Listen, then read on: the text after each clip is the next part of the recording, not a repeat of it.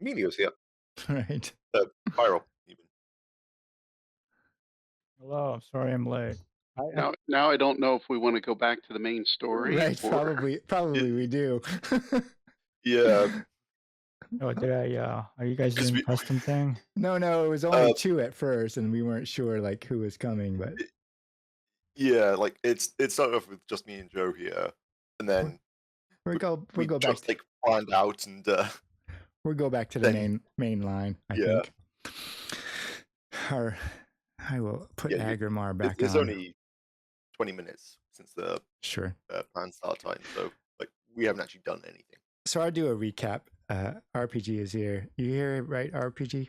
And Yeah, I'm here now. Master Emilio. I'll give a small recap and we'll go kind of back to that main line.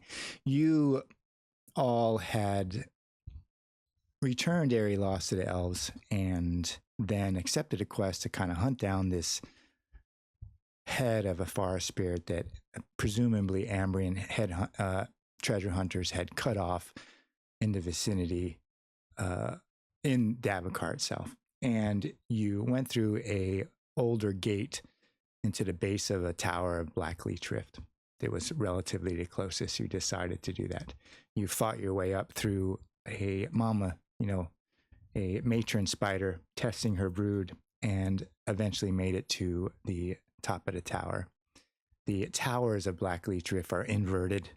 It's an old Symbar kingdom or main site of ruins where the Malgomor somehow was made to flood into the air and made this huge Mars. And at the top of the tower, you met Agrimar.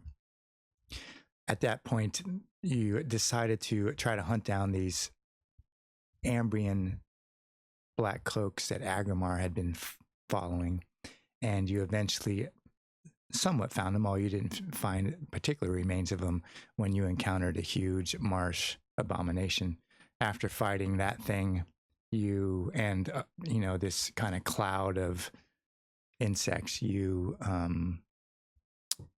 decided to leave Black Leech Rift and not track down all the bodies or see if any of the black cloaks and treasure hunters survived.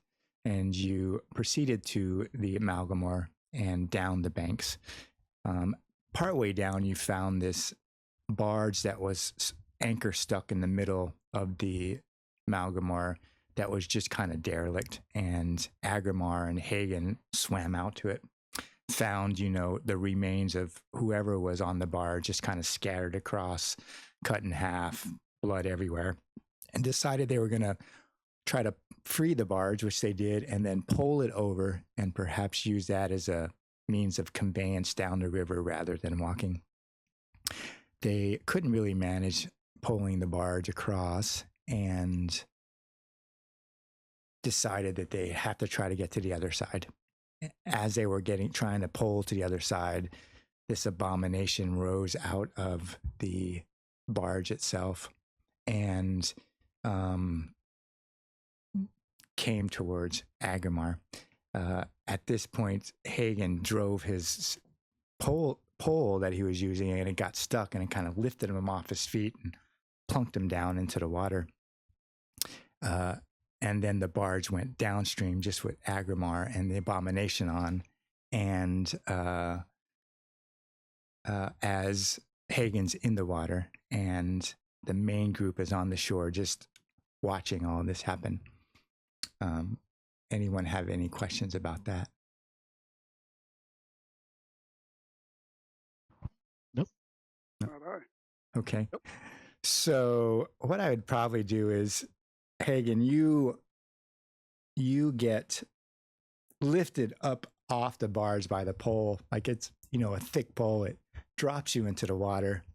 You come spluttering to the surface, and the barge goes downriver with Agrimar and this abomination on board. You can just barely keep yourself above water. And what I'd first have you do is make either a strong or cunning check to swim.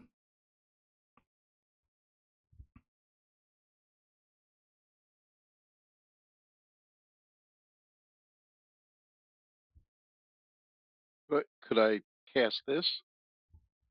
You can't cast while you're in the water, I don't think. Okay. I don't think it's really possible to cast a spell while you're being dragged downriver. Okay, strong, you said? Yeah. Are you trying to swim to the far side or the near side? The far side. The far side to well, the did they- company is a little bit closer to you, but Did the boat go downriver? It's heading downriver? yeah, the current just took it, and you can see I it. You're kind of following in its wake. But do I think it's easier just to swim to it and climb back on? You could try to swim to it and climb back on, I think. Probably. Something I would. Okay. So what happens? Like you're dumped into the water. Perhaps you come up, pretty quickly. What does Hagen do as he's close to the barge as it just starts to take off in the current? Yeah, I would do a full all-out swim to try to get out of the water as quickly as possible. So Okay. pull myself onto the boat once I catch up, which I would think I'm not too far from it. So yeah, I think because of that roll, you respond pretty quickly. Like you get thrown off the boat and land in the water, but you swim enough to get your arms, on the back as the boat starts to just drift and keel away. You probably just lift yourself up and eyes over because there's like a rail necessarily, and you see Agrimar and the abomination as they, come together. Adela and Kai, you're on the far side. You just barely see this happening because the Malgomor is pretty wide. What would Adela and Kai do? Like they're kind of stuck there and on the side, with Hagen and Agrimar a fair distance across the river. What would they do?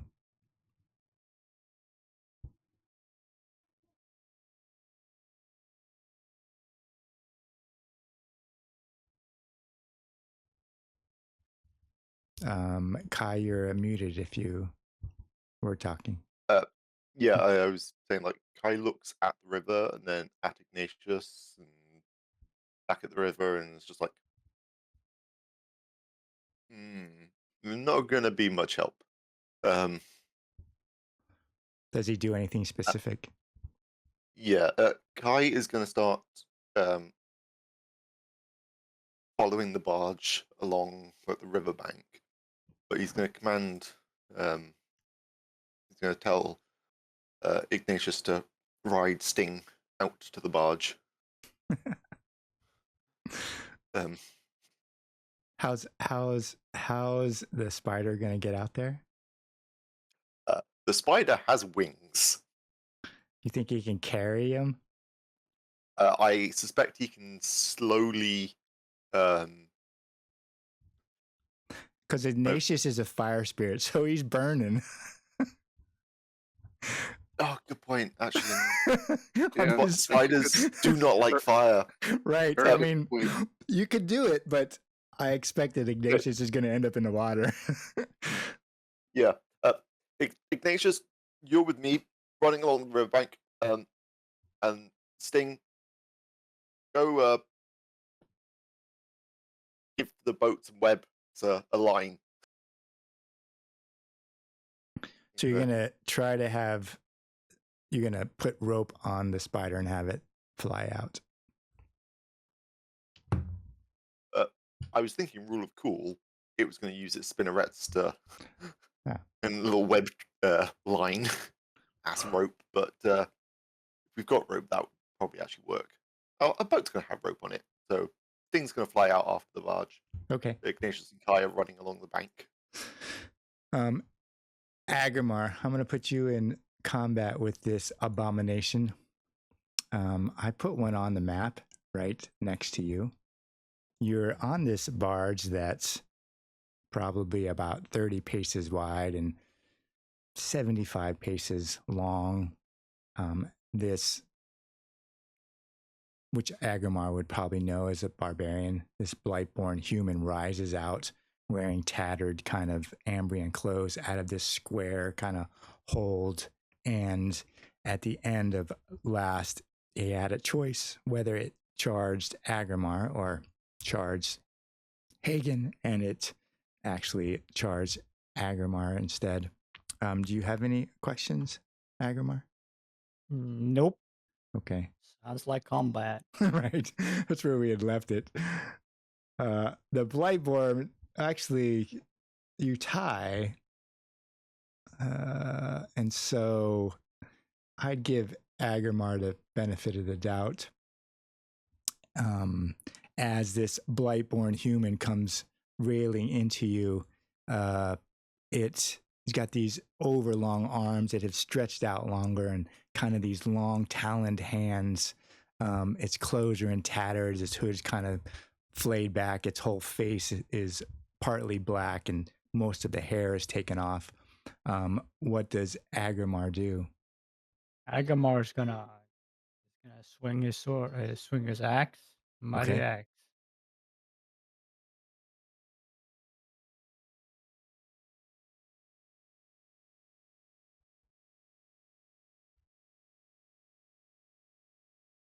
Well, so what happens, Agrimar, as what does Agrimar the barbarian do? Like, as Hagen is pulling himself up, what does he see as you two meet kind of on his side of the barge? So Agamar steps forward and, knowing that he has no choice, he takes a quick swing with his axe. It kind of glances off the abomination, and Agamar curses. Right. He yells out to Bo, "Hurry up!" Hagen is just barely making it up because Or the Hagen. weight. Yeah, Hagen is just starting to get up out of the water. I think when I need help here. I need help here. as you just hear this kind of guttural noise come out of this thing that had once been human, and he just raises his arms to just slash at you. These arms are overlong. It looks like they've been stretched out. The elbows almost look double jointed, and they end on these long kind of taloned hands, just with 4 fingers instead of 5. His body is morphed and changed. As you hit into it, this kind of greenish spray comes out of it, and sprays all over you. As you hit, you get this spray that hits on you and lands on your hands, maybe a little bit of drop on your face, and it starts to burn. You can make a defense roll, I think. Let me see if I can roll acidic. Oh, I can't. You can roll your defense, Agrimar, which I think you can just hit your scale mail. Well, let me see. We haven't done this before.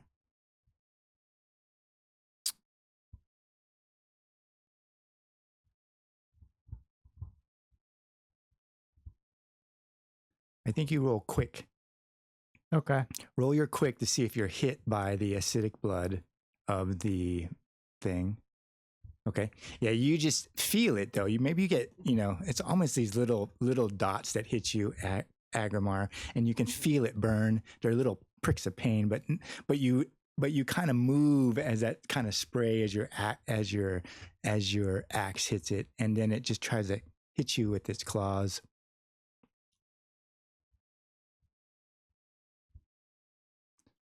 Make sure everything is right. Okay.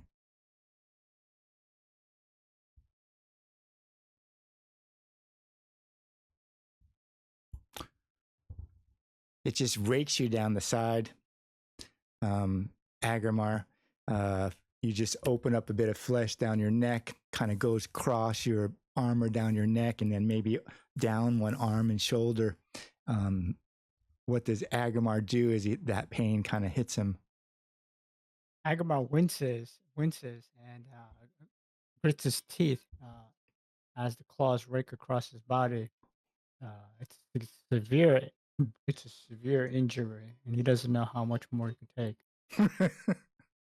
Right. Hagen, roll a quick test to see if you can get up on the barge with your movement action. Well, I can engage this round, or I have to wait. I have to. I think if you roll your quick test, you just use your movement action to get up onto the barge. You could engage in a number of ways without using a movement action. If you wanted to engage with, you'd have to use a spell. Yeah, you could use a spell if you get up and make your quick test. All right. You pull yourself up, but you fall back in a little bit. Hagen, you got to kind of crawl out of the water to make a stand, but it takes your full round action to get to your feet on the barge, soaking wet this round. Kai, roll 1d4 please.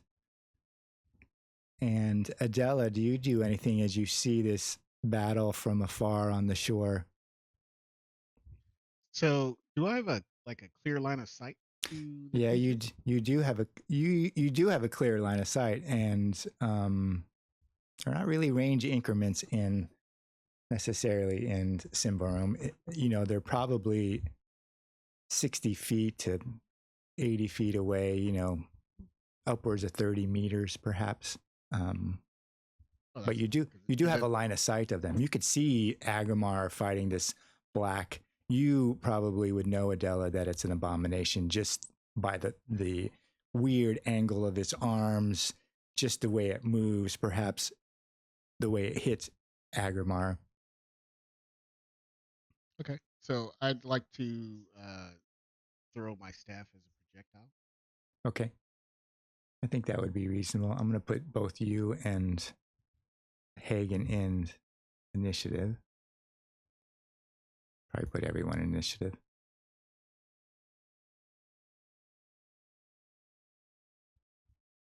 Okay. So it's the fence that I'm doing it against, right? You're throwing your staff? Yeah, it just all it says in the ability is I can either roll resolute or accurate, but it doesn't say like against anything. So it would be just the creature's defense, right? Yeah, you actually roll resolute instead of accurate to hit, right? So I think you still target it, and then you can click on staff projectile. It should roll it, should it? Yeah, I tried that. It doesn't, like normally there's like a little button icon thing. I think you could roll your quarterstaff, and we'll see if it works. It should take account. We'll see if it works. I think you can click your quarterstaff because you're throwing it. I believe it does the same damage. Yeah. It does 1/8 damage, right? All right. Guess it didn't matter. Right. Perhaps the barge is spinning slowly a little bit, and you throw it, but it just misses. It clanks off one of a barrel or something. Maybe Agamar even sees it. Does Adela's staff return? What does projectile do? Yeah, it comes back. Okay. Now you just use your movement action, then continue with the barge. Yeah, I'll like Kai. I'll just move down the bank in the direction of the barge. Okay. Oops. Let me put Kai in. All right. So Agamar, you're there. You might see barely if you're trying to keep track of it. You might see Adela's or hear it hit the barge and glance at it, but you don't really have time to keep track of things when you're standing in front of this abomination. It's right in front of you. Hagen comes dripping out of the water on the other side of the barge, which isn't too far away, but you just see him haul up and maybe slip and go down to his knees and, get back up to his feet, but not before it can attack you again. And it just rears at you, puts both arms out, and just tries to rake you again with both sides.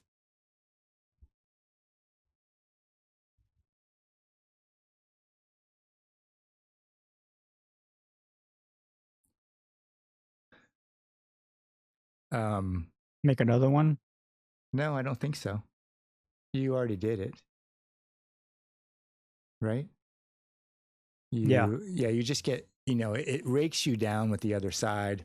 You probably, the long talons just stick into the side right underneath the soft spot on your rib cage, and you feel it, puncture you, these three kind of talons, and pull out. You got blood kind of leaking, and it kind of takes your breath away. But you're still luckily on your feet, probably a little bit wobbly, but you're still alive. Agrimar, what do you do?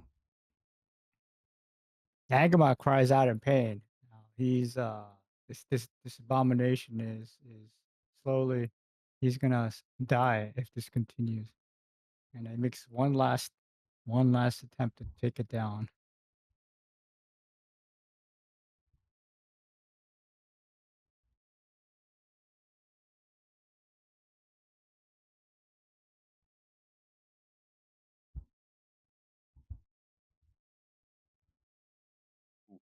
This roll.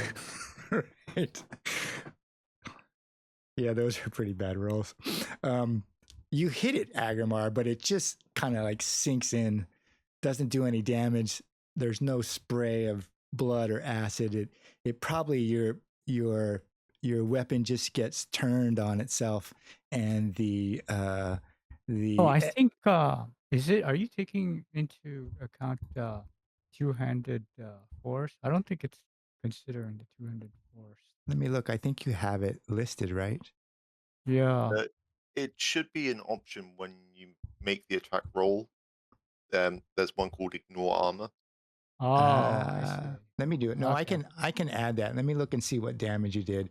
Two-handed force ignores armor, right? So Yeah, master rank, yeah.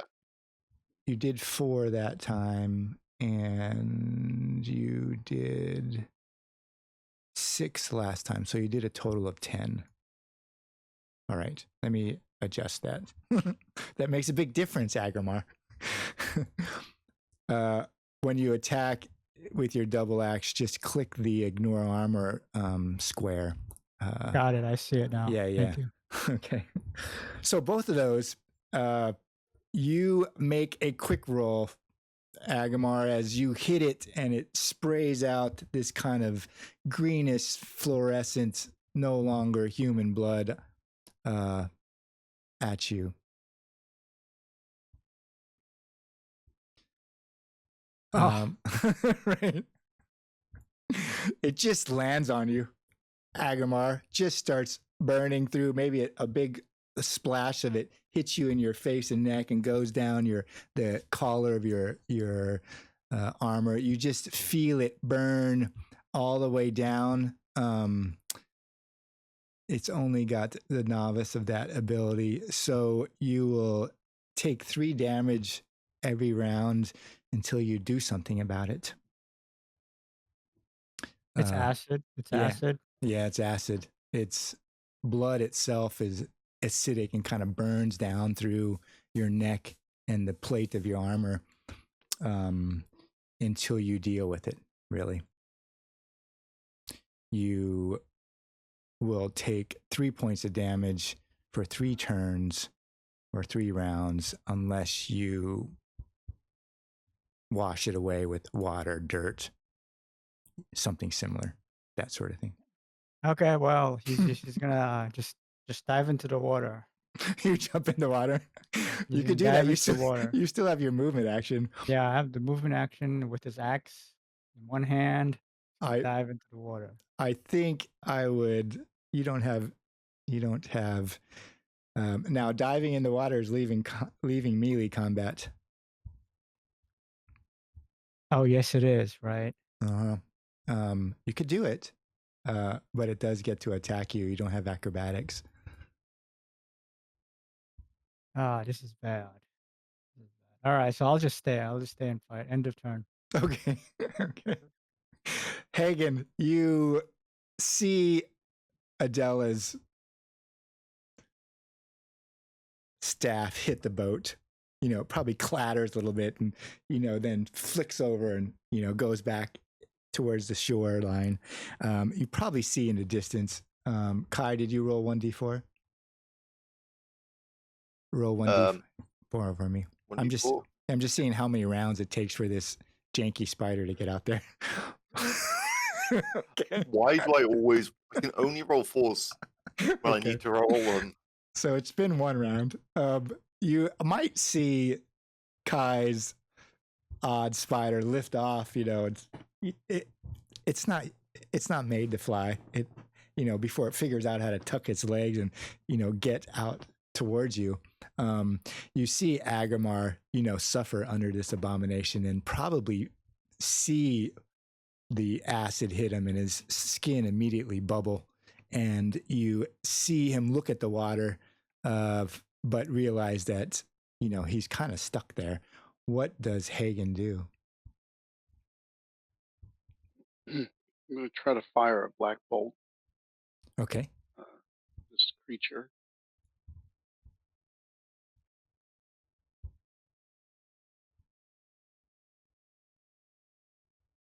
Oh. What happens, Hagen?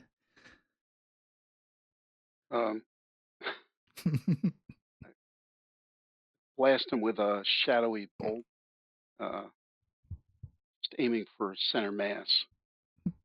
And then I immediately run over and kick his corpse off the barge. Yeah, I think it teeters that way, and you fire this black boat and come running over to Agamar, and you give it the last little shove for it to fall in the water, make this big splash. Agamar, what do you do or say as this kind of black magic lightning and sinew come out and hit the abomination that you're kind of stuck there? Your skin is bubbling a little bit.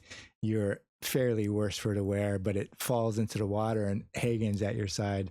What do you say? Agamar is burning. Is dying from the acid, so he dives into the water to try to clean off the acid. Yeah, I think you would do that.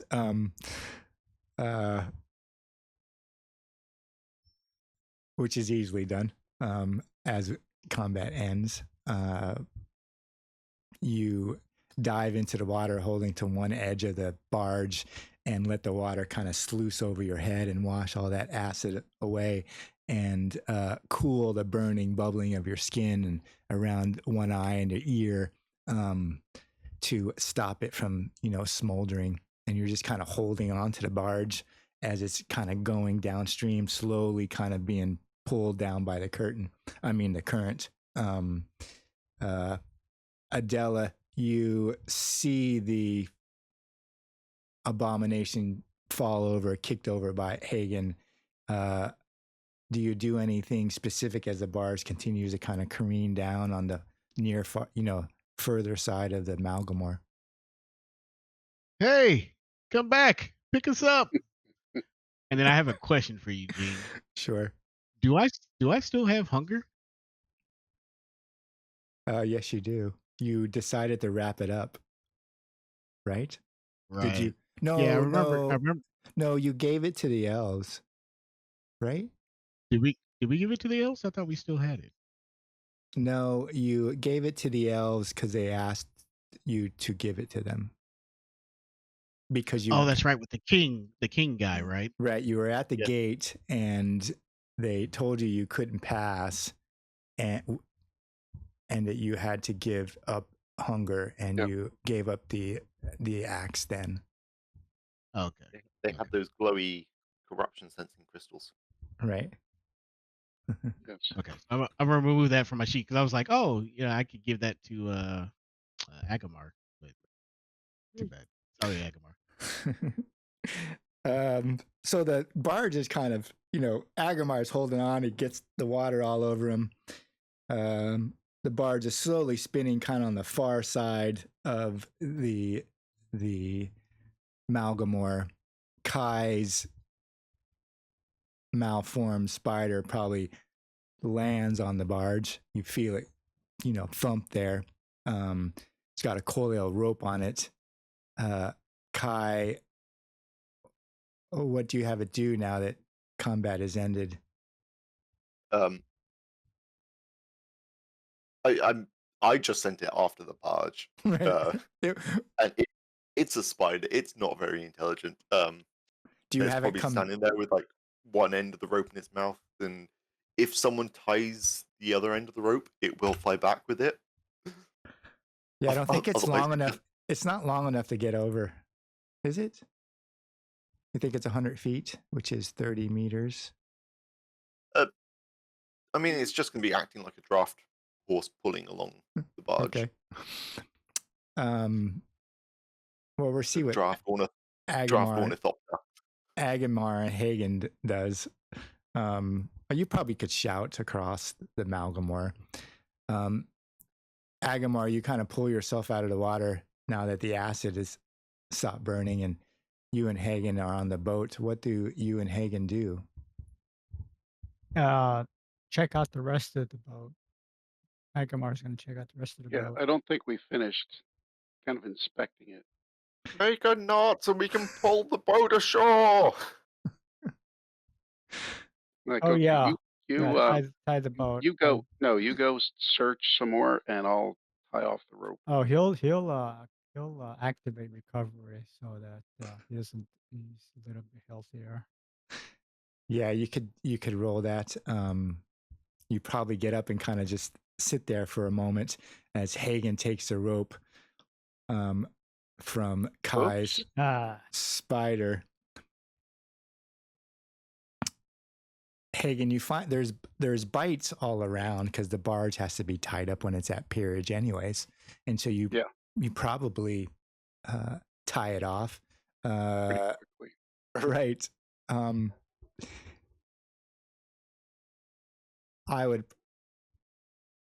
Cunning is terrible for you, so I'd probably have you make an accurate roll to see how well you tie it off. See if it's going to hold. Okay. If I make you roll cunning, then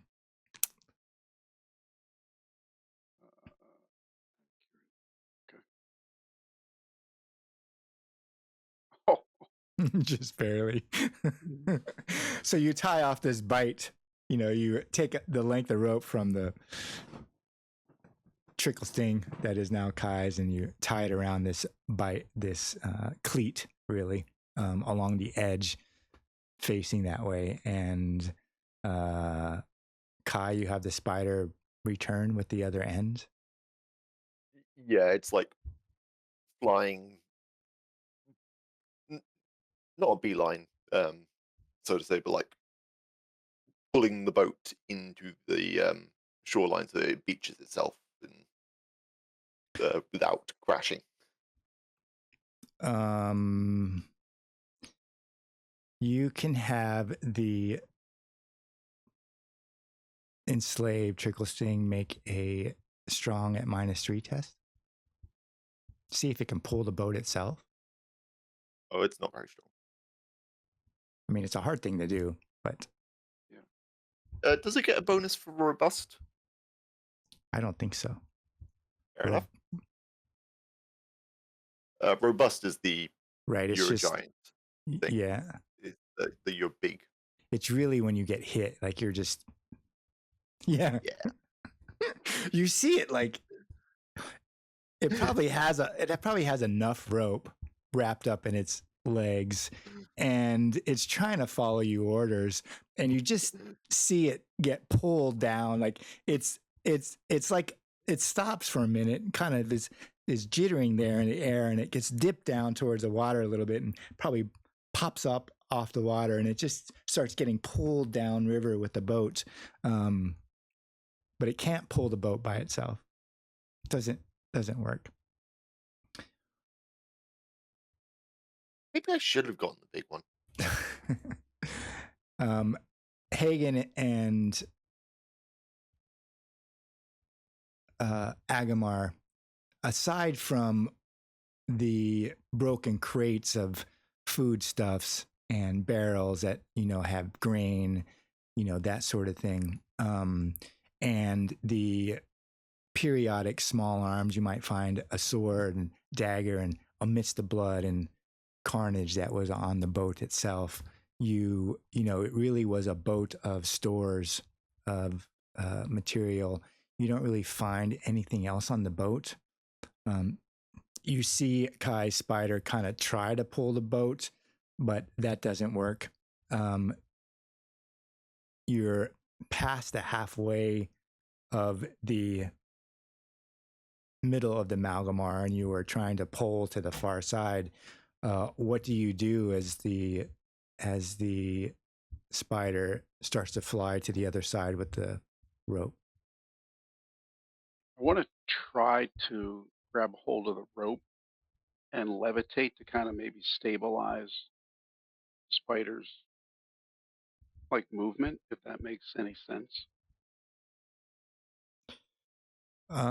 You could do that, but I don't think it would have any real effect. And you would just levitate in space. So what I mean is holding, or you would have hold of the my rope, body right? weight. You know what I mean? Using my body weight to try to help moving in a different direction rather than the barge just moving downstream. You know what I mean? Right. I don't expect that would work. You would follow the barge while you're levitated because you would have to hold on to the rope. Right. But I don't think that would have. I don't think it would be. Right. Wouldn't be effective. No. You'd have to hold on to the rope, otherwise you would just be levitating above the stream itself. Right. Yeah, it's a bit like the spider's effectively like what is it, kite surfing or paragliding, where it's just being pulled along by the boat. Right. Kai could tell it to just return to shore.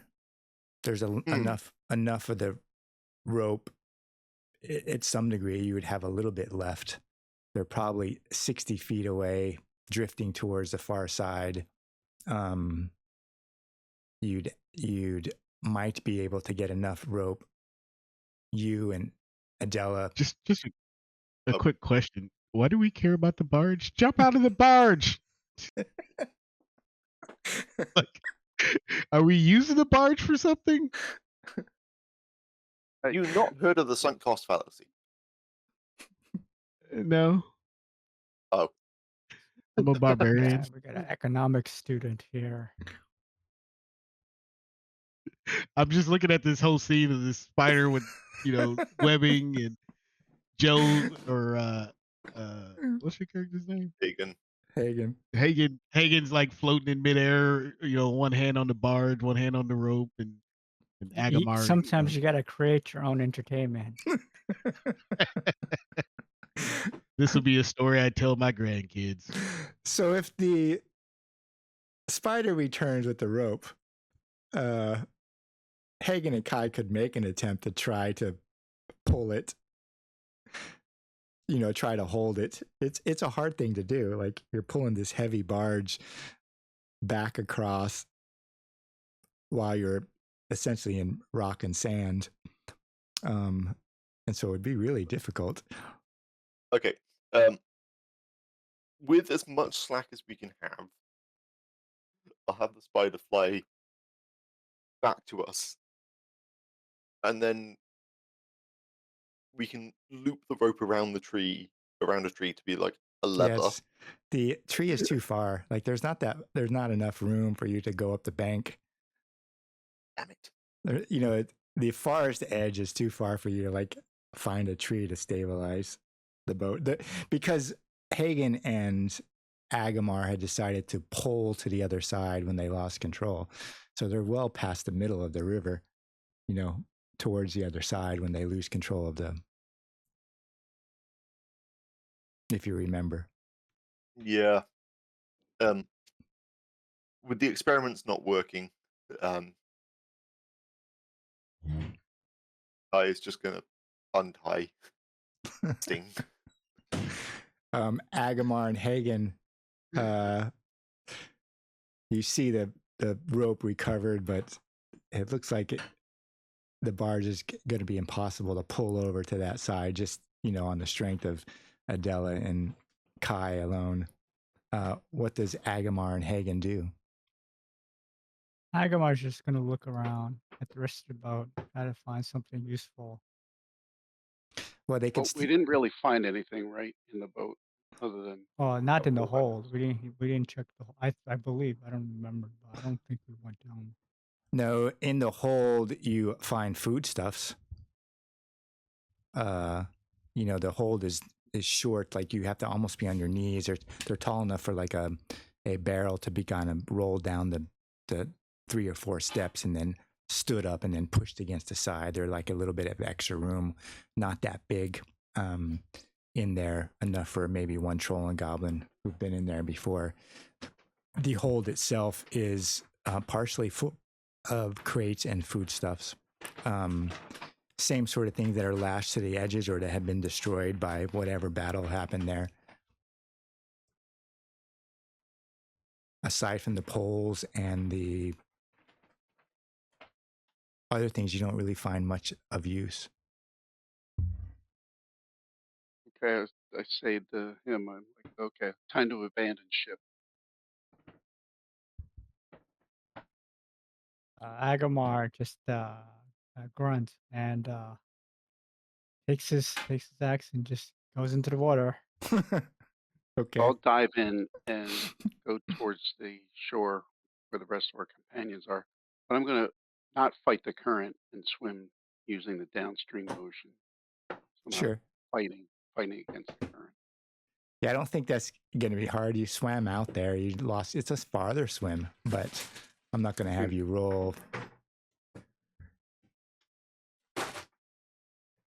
strength or any. I'm not going to have you roll strong just to swim over. So you and Agamar ditch the boat and swim across, eventually meeting the rest of the company, and on the same side of the Malgomor. You kind of come out of the water, soaking wet. Agamar has a, acid burn around one side of his face and down one, neckline and probably an arm. And you kind of come staggering out of the Malgomor onto the beach. And Adela and Kai are there. What do you do as they come out of the water? That was a interesting little adventure.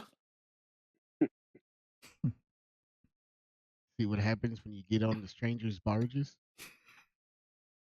Agamar just ignores them. And just tries to dries himself off. I think you have a leech. Let me get that for you. Agamar's pretty beat up. Like, he comes out of the water and he probably still has fresh bleeding down one side. His skin is obviously bubbled and acid burned or burned.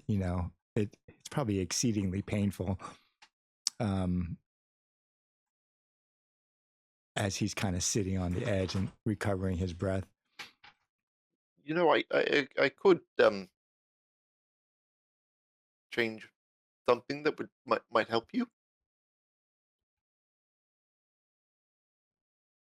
Help what way?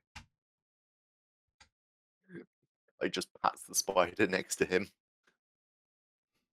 He eyes the spider suspiciously. What is this thing? Oh, no, I said change something to help you. I could let you do this, and kind of just like takes a knife and cuts off the tip of one of Sting's tentacles, and then it just slowly regrows in front of the party. Change something. You're speaking in riddles.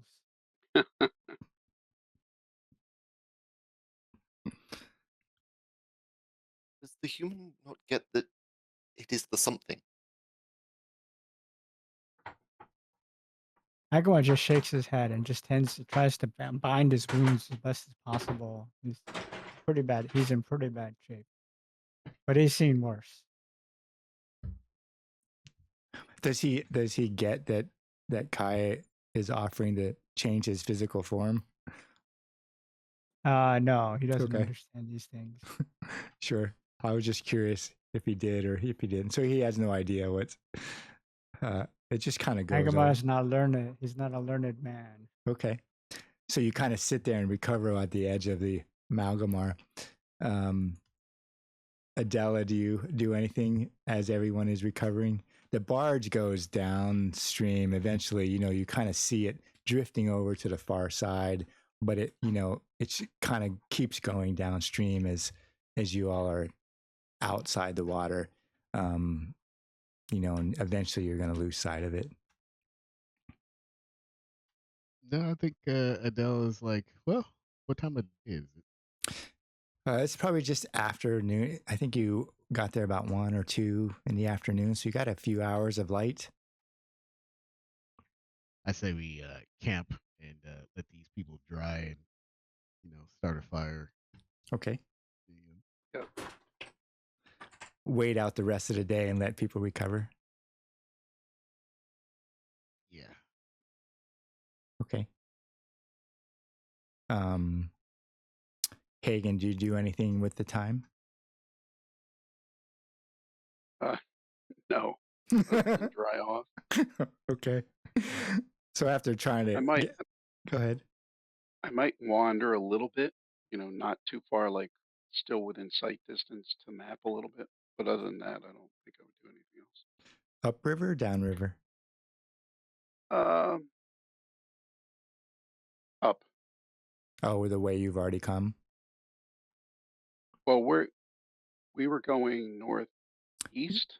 Yeah, you're and that's here. upriver. Yeah, you're here kind of on the map and you're going to here. So you're kind of going southwest. But we are moving south. Okay. Yeah. It's more west than south, but yeah, I would probably map ahead then. okay. Half a mile maybe. All right.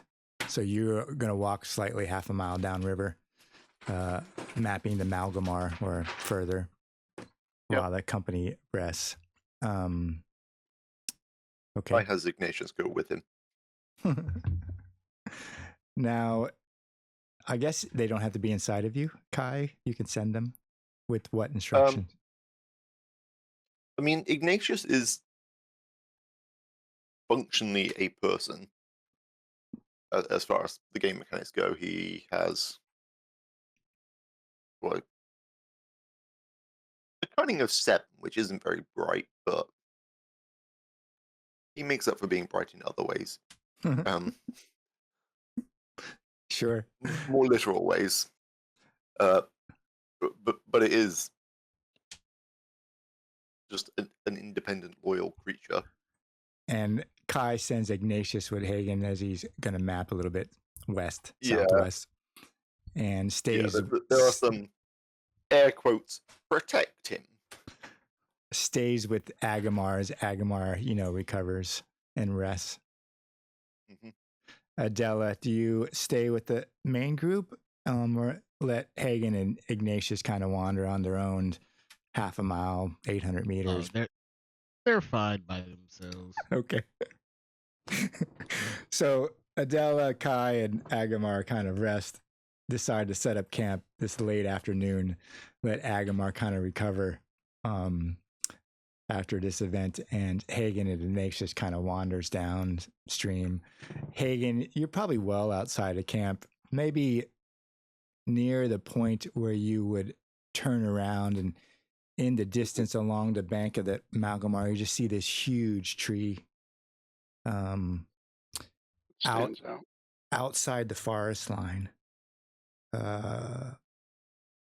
near the edge of the Malgomor itself. Even maybe some of the roots or branches are into the Malgomor, but oddly, it's this kind of huge tree, along the shore, separated from the main forest, in the distance, you can kind of first you see it, and you realize you don't probably figure out what it is at first, but you take a few more steps a little bit further, and then you realize it's this kind of huge tree that's outside the edge of Davokar, and pretty much along the edge of the shoreline, kind of obscuring the pathway to some degree. There is a little bit of space between it and the forest edge, but it's definitely outside that edge. What does Hagen do? I would say that we would go inspect it, but maybe wait for the rest of the party. Go back to the party and tell them what we saw? Or Yeah. would you go close enough to, get a good look at it? Now, I figure how far am I looking at it from? You're probably half a mile. It's such a big tree. You're probably half a mile. You see it. There's probably a little bit undulation in Malgomor itself, and you see the branches first, and then you see it. Okay. Maybe you're on a little rise, and it's a little swell in the land. You see this kind of huge tree sitting, on the edge of the stream itself. You're probably another quarter mile away, maybe. Okay, if I'm about 800 meters, or you think less? Yeah, quarter mile is like 400. 800's half. 400. Yeah. Okay, so I would move about halfway. So I would be about 200 meters away from it. Yeah, it's Try huge. to get a better look. Like, you haven't seen a tree like that before. It's giant. Its bark is dark, got these kind of furrows in it, and glittering. You see the sun catching light off something. Like something on the tree, you mean? Yeah, like in the limbs, around the base. Yeah, I think we'll turn back and then just report back to the party. Okay. So you we'll return to further inspect it later. Okay. So Hagen returns, after his slight jaunt down there. It probably is pretty close to dark by the time he gets back. Well, it's not that far. A mile is maybe a 30-minute walk, give or take. And what do you tell them, Hagen? About this strange, extraordinarily large tree, like super oversized. And there's something, do I think it's like glittery or shiny? Metallic. About it? Yeah, something. Metallic. Yeah. Some kind of metallic luster associated with the tree. And that, and then we should maybe more closely inspect it when we get back down there. Would I know anything about that possibility? Probably not. Oh, you have lore. Yeah. You have lore at. I have basic lore master. Right. I'd let you roll a cunning test. Or see what you roll, and I look at the number. And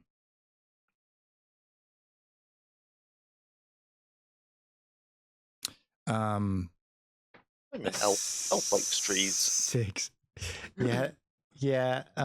Kai would know that there are times that trees are dangerous. I think when Hagen comes to the party and talks about this massive tree that is glittering, your hair probably stands up if he has hair on his arms and his neck. And there's some concern or worry about this tree, that the tree shouldn't necessarily be outside the Davokar line anyways.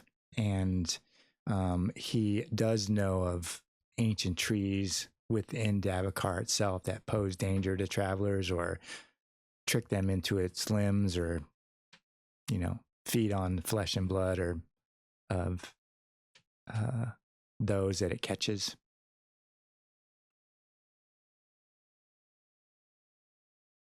Yeah, that's not good.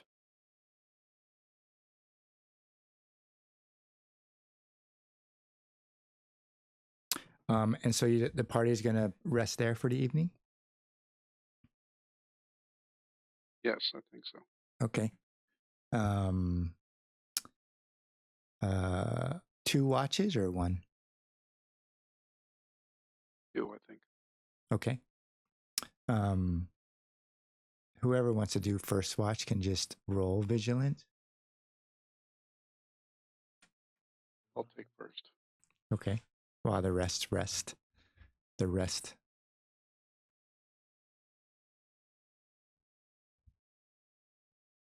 Oh.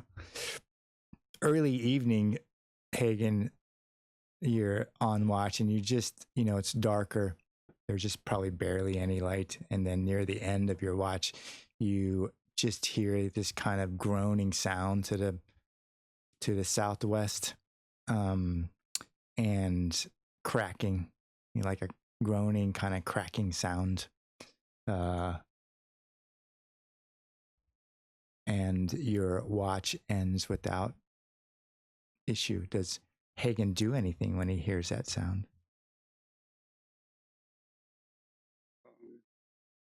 Try to maybe note the distance I think it is in the direction, and then whoever's taking the second watch, share that information. That's all. Okay. Roll a cunning test. Cunning, you said? Yeah.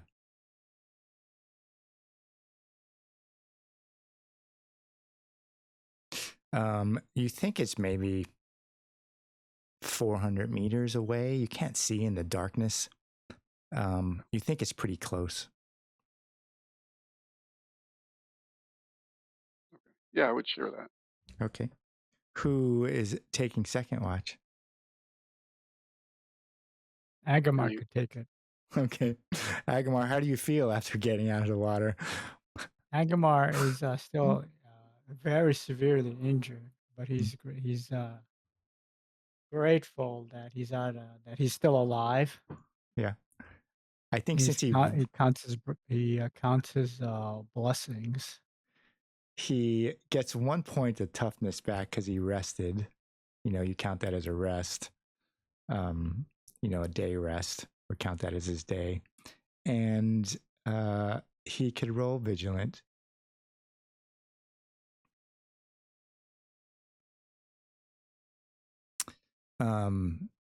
He looks around with it. He keeps watch with his one good eye. Right. The other one's burned closed. Or it just hurts too bad to open. No, he has one eye. He actually that's right. has one eye. You do have literally your eye has one eye. That's a pretty good roll for a one-eyed barbarian. Yeah, well, he's not too good at accuracy. You see blinking lights. Right. You see blinking lights or faint little flickers. You think they're along the Malgomor in the southwest, but they're so faint. You probably at first don't recognize them as what they are, and then you realize that there's this kind of glittering, off and on kind of little flickers of light that are really tiny, or at least that they appear tiny when he's squinting down there with his one eye. You don't really hear anything. The dark night will pass without any evident. Does Agamar do anything when he sees them? No, he'll ignore it for now. Okay. So the company wakes up near dawn or after dawn. Everyone who's rested, can recover a point of toughness. And you're going to continue southwest. Yes. Is it a new day? Yeah, it is a new day. Yeah, it is a new day. Let me do a recovery. Okay. Recovery roll.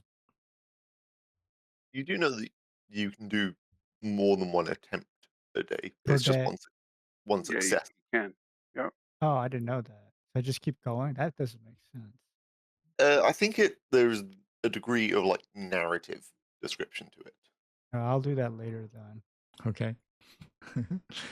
So, Agamar, you try maybe to bind your wounds, try to recover, try to, steal your strength. But, that acid in the fight with the abomination, and then swim through the water, which should have been cool and soothing, just burned down that skin.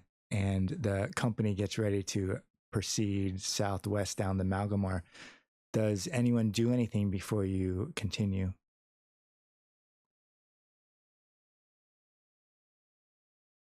I don't think so. No? Okay. No prepare work, just like break camp. And, all right. make sure that Spider hasn't eaten anyone. Right. I would just reiterate about the strange tree. Yeah, Hagen, you're talking about this strange tree, and you get to the spot where the tree should be there, and it's not there. Are you sure It's it was not there? No. I move and stand right on the spot where I think it is. Where it was? Yep. Okay. And I look around, look down. Do I see any dirt turned over? Do I see anything? Yeah, you see these furrows that just lead down the southwest of the bank of the Malgomor. Okay, and I would just tell everybody, I'm certain it was here, and then I just make note of those Oh. marks, the furrows. I imagine it just walked away. Well, do we know of any tree creatures? Yeah, trolls. Werewolves? Oh, sorry, you were talking about like non-mundane creatures.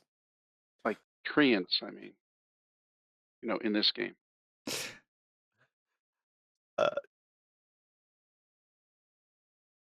I don't know. I would think Kai knows, like with his, when you came back and told him that there are tree-like entities that can move and trap. They're very slow, but they may not stay in a particular position. Told you, it walked away. Okay.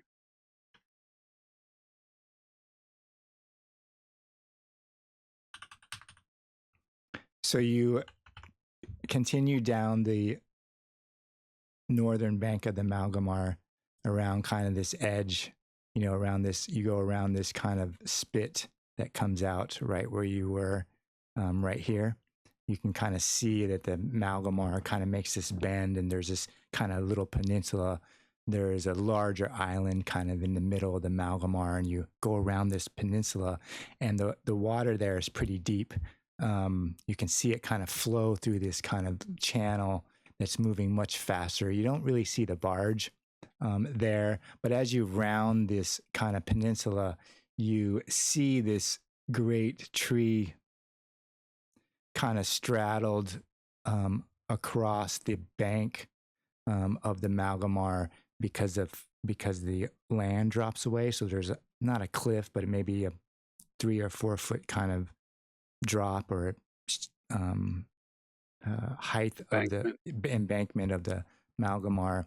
And Hagen, you see the tree that you saw there, this kind of huge, darkish tree.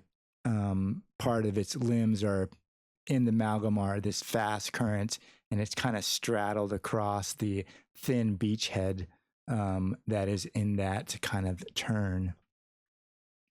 It's probably a quarter of a mile, 400 meters away. Like, there it is. There it is. Did anyone disbelieve him at the beginning? Adele did. Like, he's full of shit. You can't trust an Ambrian. I mean, what do they know? What does Adele think when she turns a corner and there it is, this kind of massive gnarled tree that's across the shoreline in this narrower, kind of fast-moving water area? The river just, went around the tree. That's not new. It's not moving, right? No. No, Yeah. that tree's clearly been planted there for ages. Yeah, somebody probably redirected the river to go, and the tree just happened to be caught in the path. That's pretty normal. the tree moved. Don't you guys understand that? I didn't see the tree move. I see the tree in the water. Yeah, but it was a quarter a mile upstream before. Right. And so were the other trees that were a quarter mile upstream. Hagen must have hit his head falling off the boat. Look, I think he's appreciate the people that don't live in the forest all the time. Like Mhm. trees look similar. Um, maybe that's what's happening here. You're just getting confused with your two trees.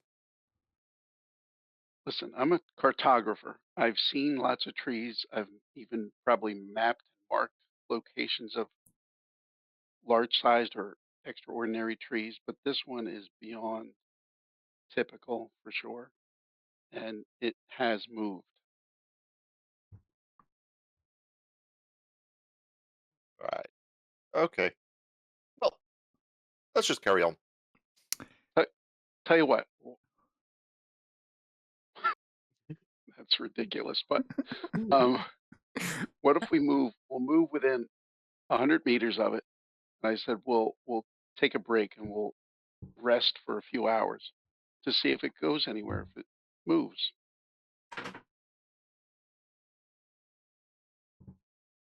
Oh, so you want to just stop here and watch a tree?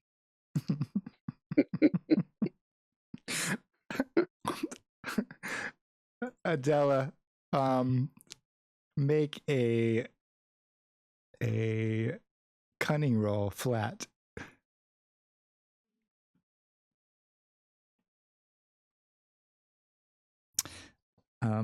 Adela, what would be something that Adela would desire? Adela seeks the the next emperor. Oh, The, okay. The information about where Symbar is, perhaps. Right. You are looking at the tree as you're arguing with Hagen that it's just nothing, and you see a writing along the lower bark of it, like scrawled into the tree itself, almost map-like. In old Symbar, you're sure of it just by looking at it, and you're almost positive you've seen kind of writing like that before, detailing old Symbar or ruins and maps and things related to the kingdom of old Symbar. It probably catches you as you're talking to Hagen, giving him a hard time, and maybe you stop speaking all of a sudden when it catches your eye and you kind of look closely and you're almost sure it looks like a map, and there's lines drawn on it from your distance. What does Adela do? Adela, piqued by somebody defacing a tree, especially with this type of information. Definitely get closer to look at it. Okay. What probably turning to Hagen and says, "Did you write on the tree? Is this a map? Did you cartographer onto the tree?"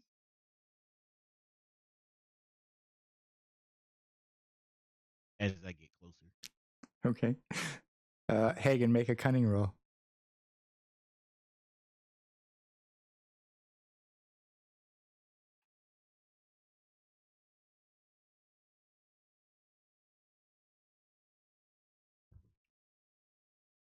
Listen, I don't cartographer on a tree. But you just said you map lots of trees. If they're extraordinary, I might put them on my map, but I'm not going to make a mark on the tree. I can find my way around these parts, so I don't need to make marks on trees to kind of keep track of my path. Oh, I do, particularly when the trees move. You want to mark your moving trees. Otherwise, you get horribly lost. I don't Hagen, rely on trees make most of the time. make a cunning roll, Hagen.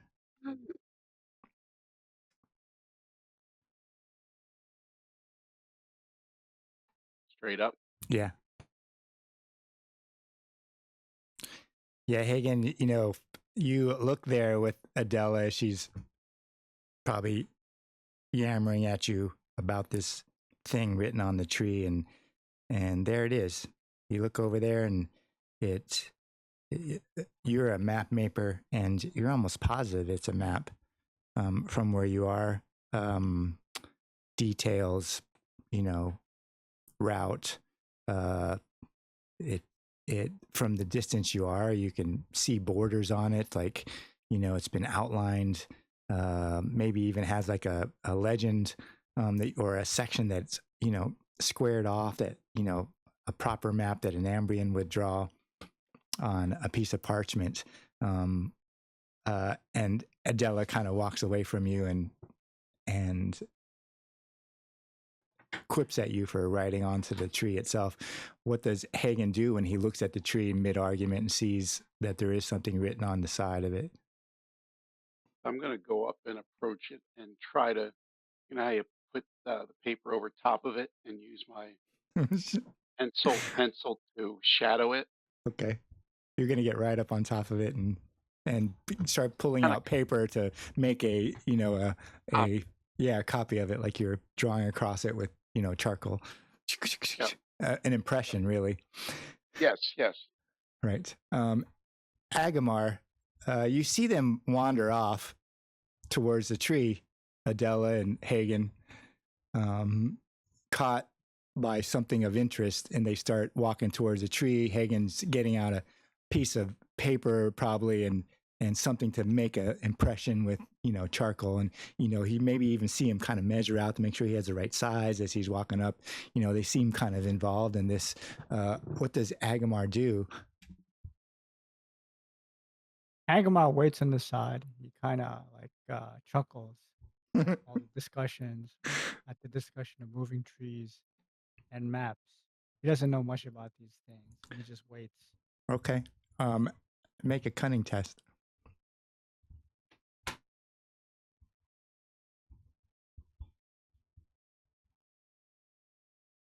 I just logged out. Hold on. Oh yeah, I don't see you. Hey, Gene, Yeah. quick question while he's trying to log back in. Where does it tell you where the weapon is like one-handed or two-handed or both-handed? It's like a general category thing for the weapons. What are you trying to figure out? So I was trying to figure out if a spear was one-handed. Spears are long, so they're like I think you can use them one-handed, but they don't have the reach. They don't benefit from the long property. Right. If you use it one-handed, it's more of a melee. If I remember what's written in the book. Right. A long weapon can be used. You can. Right. You can't. Isn't there a different category where you have to use something two-handed? That would be heavy weapons. Heavy weapons, yeah. Heavy weapons. Okay. So a spear in its description says it can be used one hand, but then it loses its long quality because you have to hold it closer together, higher up on the weapon to maintain. If you use it two-handed, then it has long. Other things that are heavy have to be used two-handed. Okay, cool. Thank you. Heavy or Agamar, massive? Isn't that Forbidden Lands? Is that heavy?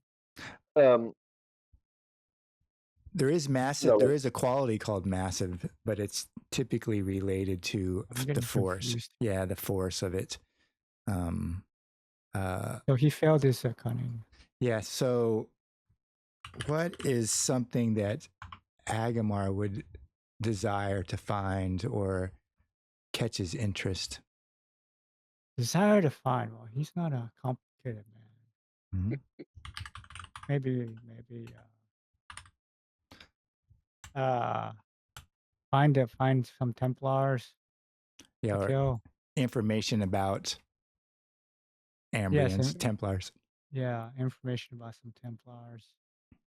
It's not very pressing. Okay. Yeah, you're looking down there. You have no idea what they're going down there for. They don't see a map at all. You see a Templar shield leaning against the far side. Oh, I'm surprised he didn't see that before. So he approaches and checks out the shield. So you're going to follow after Agamar and Hagen. And No, he's going to check out the shield. Agamor will check out the shield. yeah, it's leaning against a tree. Okay. And he's gonna tell the other guys, hey, did you guys see this? There's a shield here. I'm not paying any attention to him. You're focused on the map. Yes. You're probably Adela would be the same way. you're further down. You're probably just walking over some of the early branches or roots, knobs of the roots that are lifted up out of the ground of the short shore. You hear Agamar yell something about a shield, but that map drawn on the side of the tree is far more interesting than whatever he's yelling at. Agamar, they just, I don't even know if they respond. They may just, wave to you, or they may do nothing. They just keep walking towards the tree. What do you do? Oh, he's gonna pick up the shield and just check it out. It Are could you be going to worth walk down a towards dollar. Could it? be worth. Yes. Okay. Kai, make a cunning test. This is going to be amusing. There you go. Kai, you hear, maybe Hagen's a little bit animated about this map drawn on the side of T, and maybe Adela's, quipping back and forth, because she's a few steps in front of him. Hagamar hops up, yells about the shield that's leaning against a tree, and, starts, going after him, maybe hurrying after him. You're kind of standing there with Ignatius and the malformed spider. You don't see a damn thing.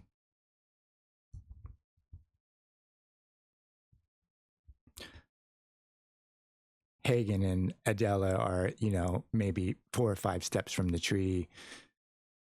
The bark of, the big round trunk of the tree. Hagen probably is pulling it, measuring up. And Agamar is maybe 10, 15 feet behind them, going around, the perimeter, kind of on the other side of the tree, looking at something. And Kai, you have no idea what the heck they're doing. What do you do? The 3 of them, are they like not blatantly entranced, but like It doesn't seem like they're entranced at all. Like they're acting normal. They're not. They are just focused on whatever they see.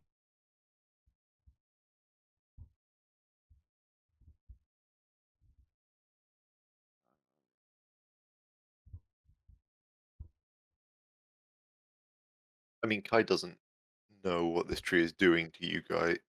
No, Agamar's calling about. So they're all talking about these things that only they can see. Yeah, you see them wander off. Hagen and Adela, they're in an argument at first, and then Adela sees a map, and Hagen sees a map, and they immediately start going towards a tree. Hagen, pulling out stuff to make an impression, and Adela is probably just close enough where she's going to, put her hands on it. Agamar kind of pops up and walks a short distance and starts going around the back side of the tree to maybe he's bent over looking at this shiny shield that's laid up against the side, obviously a Templar shield to him. And you just see them like approaching this tree. You hear them talking about those things. You probably have sat down or tell them not to get any closer to the tree, and if they ignore me, Sting is gonna start webbing them up. Okay, so you're gonna yell out to Agamar, Adela, and Hagen just as they get next to the tree or close to the tree. Yeah. All right. Roll persuasion. Yeah,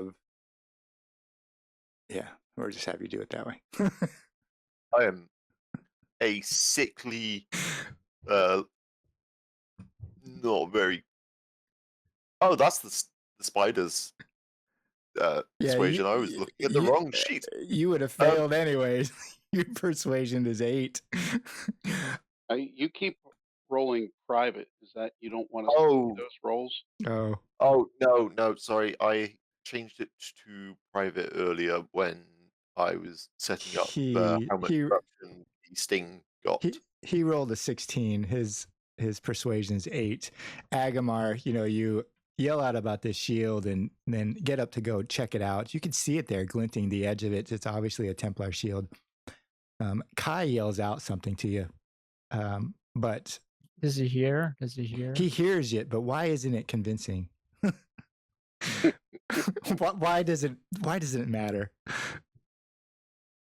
Agamar thinks Kai that the elf is always talking in riddles and saying strange things, so he just ignores it. Ignores him, right? Hagen, I think Adela is up there first. She's probably a couple steps in front of you. She may even have her hand on the trunk of the tree, and you're getting out your charcoal and other stuff to make this impression on the tree itself. Why doesn't Hagen listen?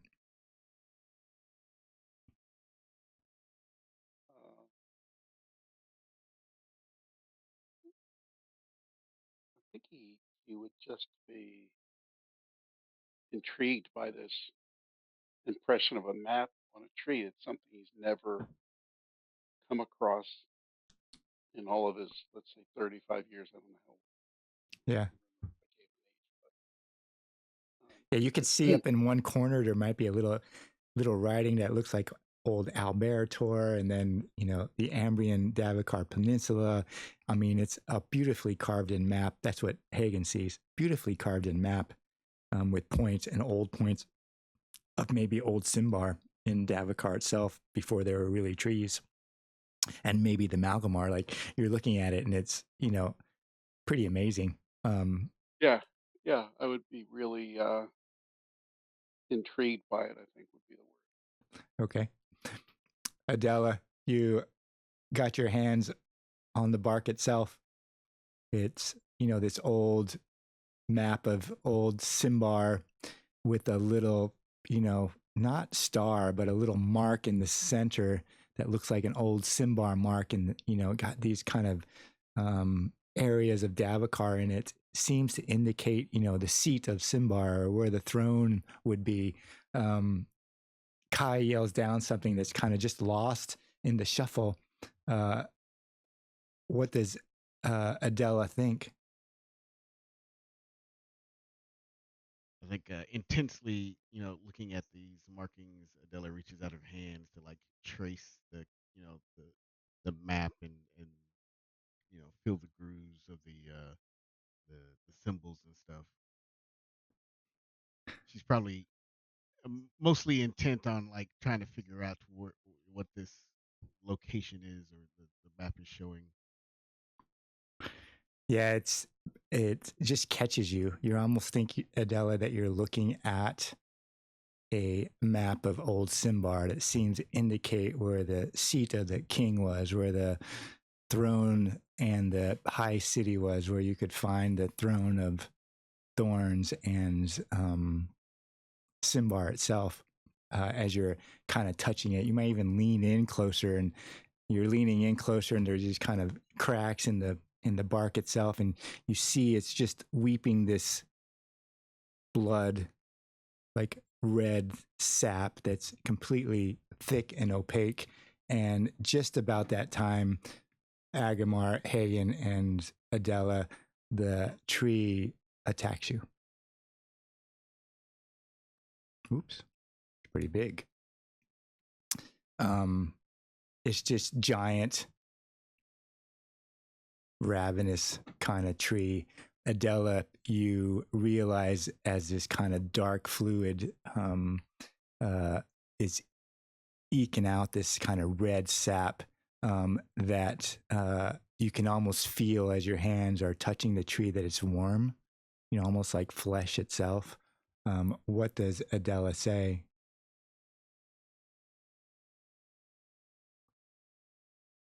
It's alive. Right. So Oh, it's you one of those people-eating moving trees. uh, you yell out. What do you yell out, Adela? Just just that. It's alive. Okay. I mean, Um, that's not the only thing I can think Adela would say in the moment. Like, you're touching a tree and all of a sudden it's like moving and you're like, it's alive. all right. Um, uh, uh, Hagen and Agamar make cunning rolls.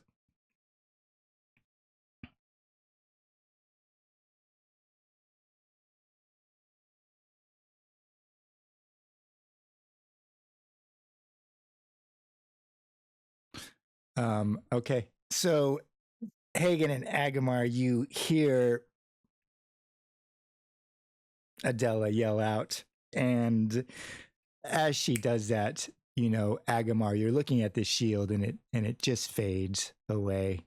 You see the tree, like a big root, lift up out of the ground. Hagen, you got your paper up with your charcoal, and you're just about maybe to lay it up against the side of the tree when Adela, standing next to you, just pops back and yells out that the tree is alive, and you are not caught off guard, but the tree still attacks all three of you as its branches come down and its roots come up out of the ground, uh, and tries to ensnare and attack you as you're really close to the tree. Kai, you're away, probably within movement distance as you see all this happen, and Adela yells out. What does Kai think as Adela yells out? That he's probably going to have to find some more humans. Adela, one of the branches just reaches down and tries to tuck you and curl you into the trunk itself. And you somehow dodge it as branches and root rise out and attack both Agamar and Hagen.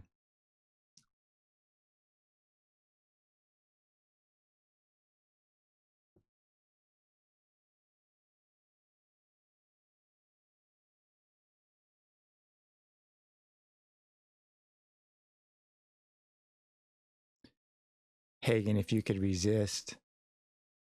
Oh, sorry. That's okay.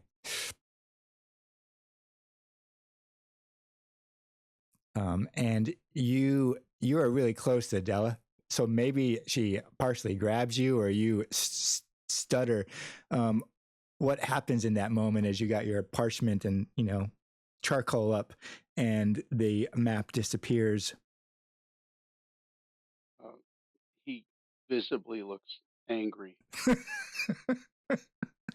Despondent. And almost to the verge of despondent. You had this beautiful map to copy. Yeah, ready to attack this thing. Okay. For playing trickery. Agamar, this root kind of rises up near you, tries to wrap around you and grab you as you lose sight of the shield, and it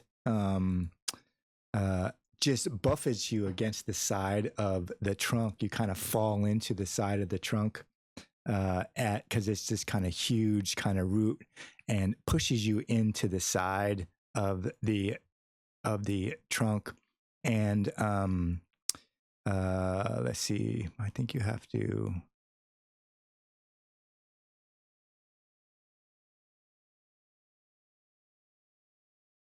to roll a strong versus strong test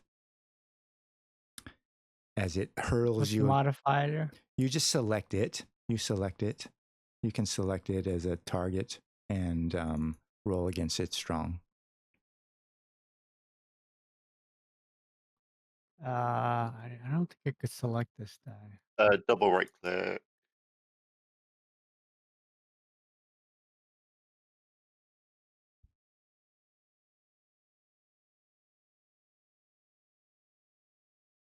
Well, you succeed. So how does Agamar stay on his feet? When the shield suddenly vanishes, the tree creature smashes Agamar with massive tree limbs, and Agamar is nearly stunned and falls, but he's able to stay on his feet. He's severely injured. Does he say anything to his comrades as he wobbles there on his feet? No, he doesn't say much. Okay. Readies himself. He just tries to stay focused. All right. Kai, all your Ignatius and the trickle sting will act on your initiative or your moment.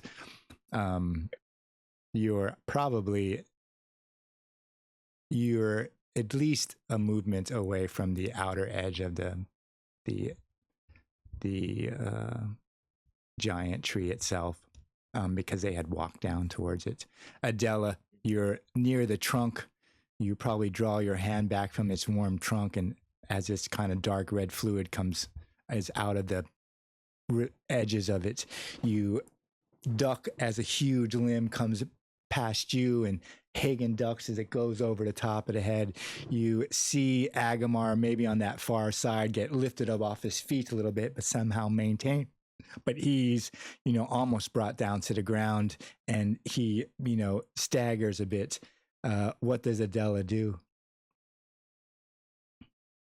Adela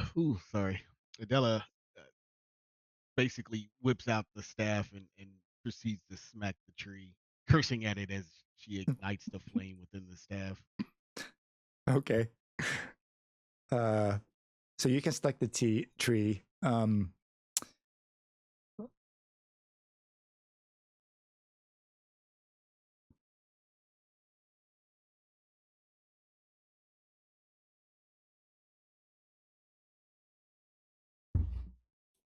Yeah, you hit it. Crack. Piece of bark kind of flies out, and you see it kind of ooze this kind of red, thick sap. But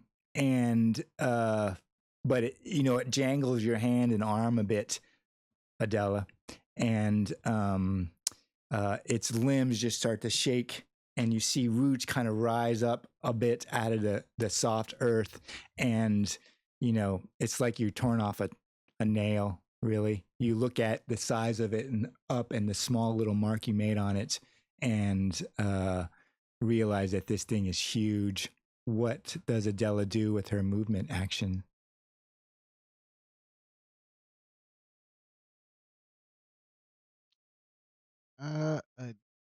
Adela is it's a big tree.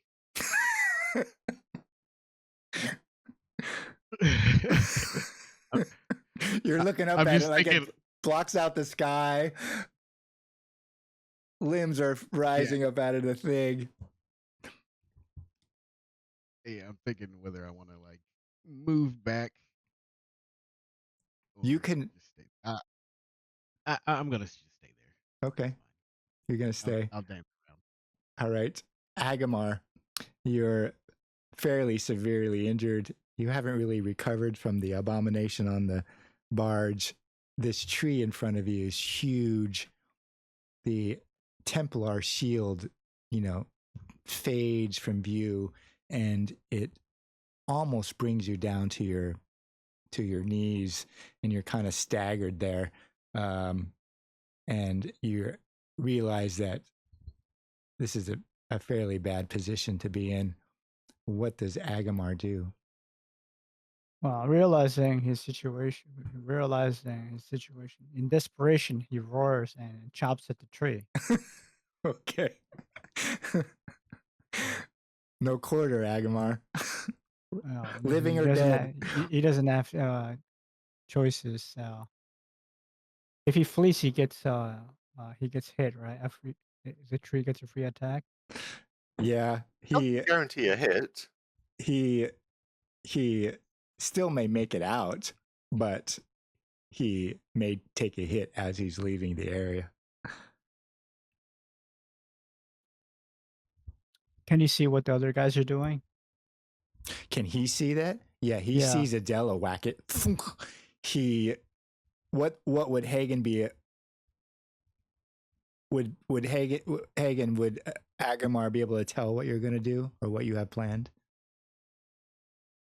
I think he'd be able to tell that I'm getting ready to cast a spell. Okay. Yeah, you chop at it with your axe. It takes off a huge chunk or maybe a limb. You see this kind of dark red sap ooze out, and what does Hagen do?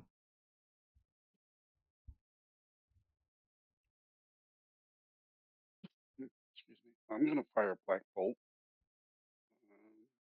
Oh, my fault. I meant to ask Agamar, do you stay in your present state? Yeah, he's gonna just stand his ground. Okay. All right, Hagen, you can fire your black bolt.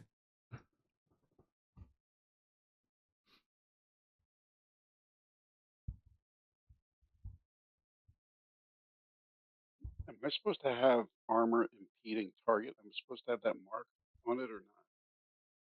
I don't know what that's for black bolt. Yeah. I don't think so, right? Is your armor impeding? Oh, no. Yeah, for magic, I think it does, doesn't it? I'm wearing light Oh, armor. then it shouldn't. Okay. So you fire off another black bolt. It just kind of hits it, maybe circles around this huge trunk. You see it kind of sparkle up the sides. Hagen, it looks like a terrible position, this huge tree in front of you. Hagen, Agamar's tottering a little bit, chops down at it. The thing is still shaking all around you. You maintain position. Well, remember, I'm going to back off, but remember that it's trapped. It can't act. I don't think it can do it to this thing. Well, the only reason I would say that is because it's like animated and alive in a sense, but that's your call.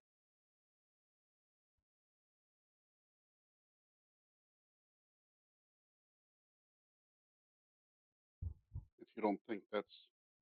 Yeah, I don't expect it will affect this. Does it even have resolute?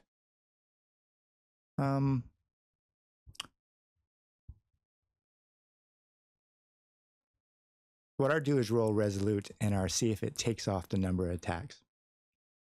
And then I roll random dice. It essentially attacks anything within. It has multiple attacks, so it is essentially going to attack everyone within its zone at least once. And so our roll its resolute and see if it gets to make those attacks against each person. See if the black bolt holds that branch or vine or root that comes up to attack. So it may help Adela, you, Agamar, maybe get down. Get out of this alive. So RC, our roll resolute for each one and see what happens. Okay. I don't know what God said about you guys, but he said I'm good.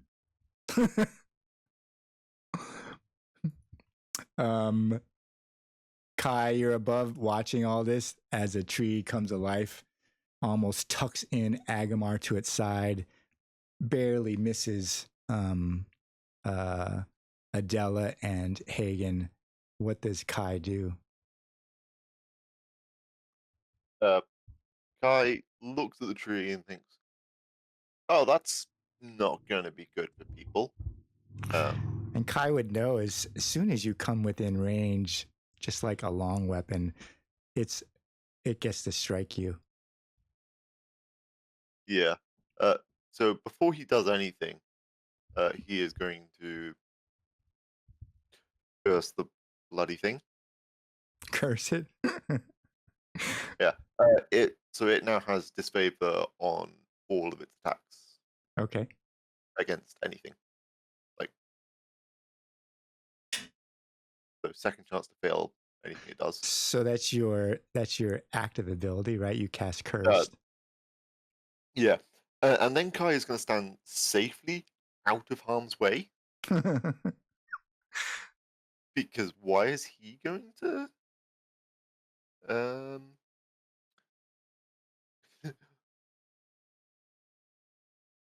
And then he's going to tell Sting and Ignatius to actually how. Oh, Ignatius is hurt.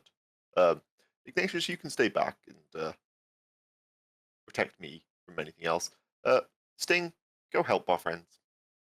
So you send in the spider. I send in the spider, which has acrobatics. Oh, okay. So roll quick. Yeah. Contested by anything? No, I think it just rolls quick to see if it can get there without getting attack of to avoid the long attack necessarily. Okay. So it kind of weaves in as the tree tries to grab hold of it, and it can make an attack. Yep.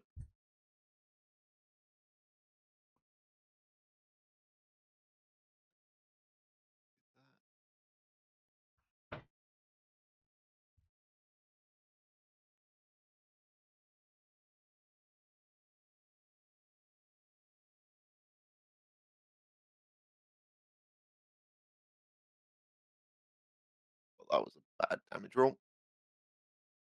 Okay. All right. So the tree just shakes all around you, Adela, Agamar, and Hagen. Hagen, you're kind of stumbling against the side.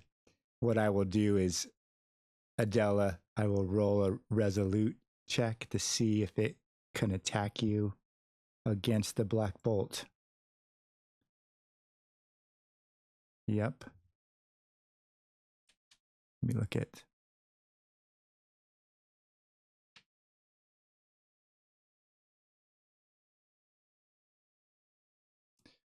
So Adela, it will attack you. The black bolt didn't affect that limb as it comes down on top of you. It has disfavor on the attack. Yeah, it missed it. Let me roll it one more time. I won't apply it. Let me roll one more time, and see if both hit first. Or check disfavor next time. Just resist. Yeah, there you. Okay. So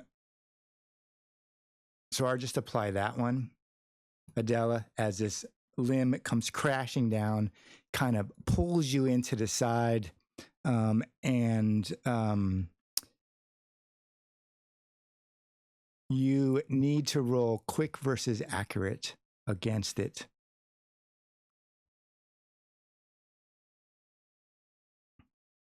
Okay. Yeah, so you can select it, and then you roll quick versus it's accurate.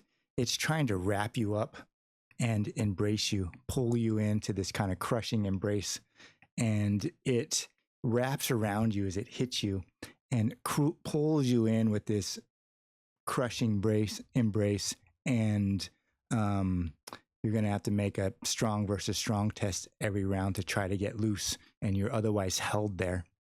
Okay. Hagen is going to try to attack you, but I'm going to roll a resolute first. And it fails. It tries to attack you, and the black bolt just kind of, you see it stutter, and it's just slow, Hagen. It kind of stutters and lands beside you as the black bolt kind of crackles along its length. You see Adela get pulled in up off her feet against the side of the trunk, and you see another limb rise up to try to attack Agamar. And it's successful. Agamar, you see this other limb come crashing down to try to attack you. You see Adela kind of pulled into its side. I'm going to put disfavor on disfavor. Okay.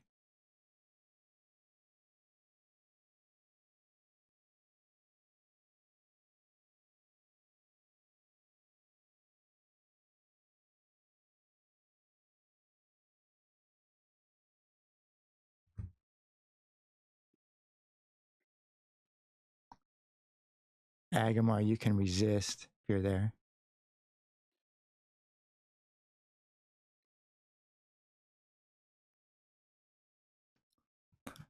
Ah, he's gone.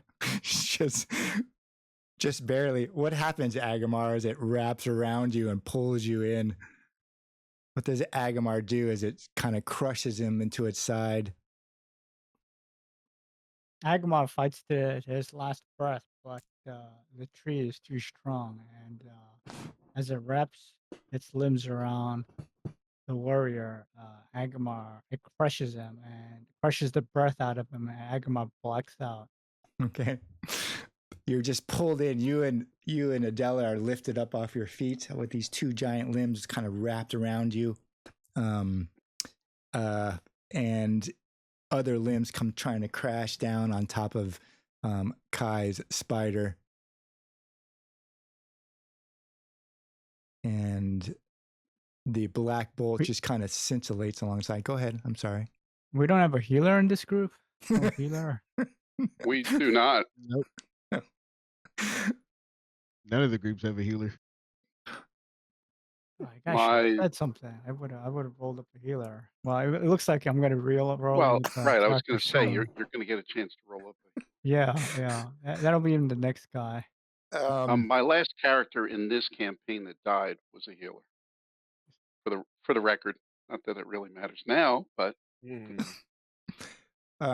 other limb, the spider just kind of tricks out. He just smashes on one side, misses it completely, and the spider ekes out on the side. Maybe it's too involved in holding Adela and the dying Agamar on the side.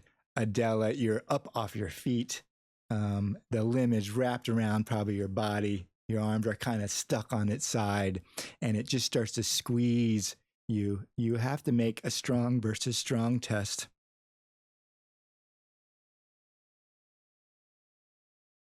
And you take 2 damage from just being crushed.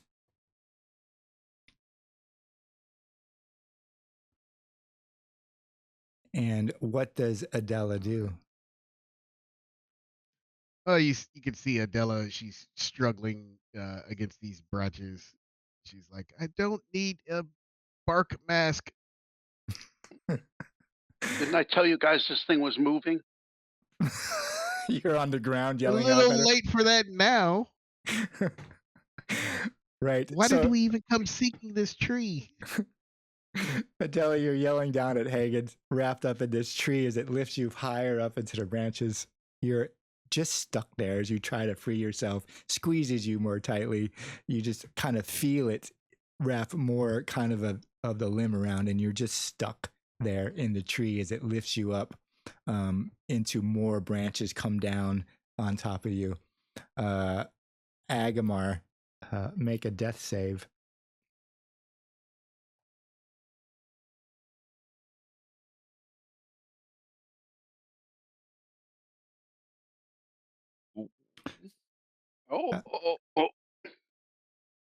Agamar, as you black out, does death take you anywhere specific? Yeah, Agamar blacks out and he wakes up on a field of battle, and he has around him are just a lot of corpses, mostly Ambrians and barbarians. He's kind of wondering where he is. Who's he fighting for? He's not sure. This is also unclear. Also unclear. Yeah, you just find yourself in this field. It's just, you stand up, maybe you're crawling out from underneath a body all of a sudden, this bleak gray sky, and you just see bodies all around you, Ambrians mixed with barbarians. It's just a sea of kind of bodies, and you're just all by yourself in there. And in the distance, you see this red tent kind of in this field of bodies that looks like it's maybe 800 meters, in the distance, and a pennant flag above this red tent that's just white, flapping in this breeze. You don't really feel a breeze, but you see it moving in the distance. But aside from that, you just see this kind of sea of bodies and this red tent with a white pennant. Kai, oh, my fault. Hagen, you see Adela pulled up into the tree. Agamar is pulled up and his head's kind of down, and he's obviously lifeless. His axe has fallen out of his hand and landed on the ground next to the tree, and he's just kind of hanging there as it pulls him up further. What does Hagen do? As he's luckily not attacked this round. So I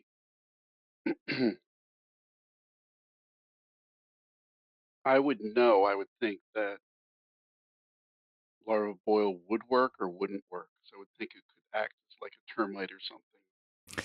Yeah, I think larva burrow would work. It's a living thing. I think larva boil Would burrow into it and right.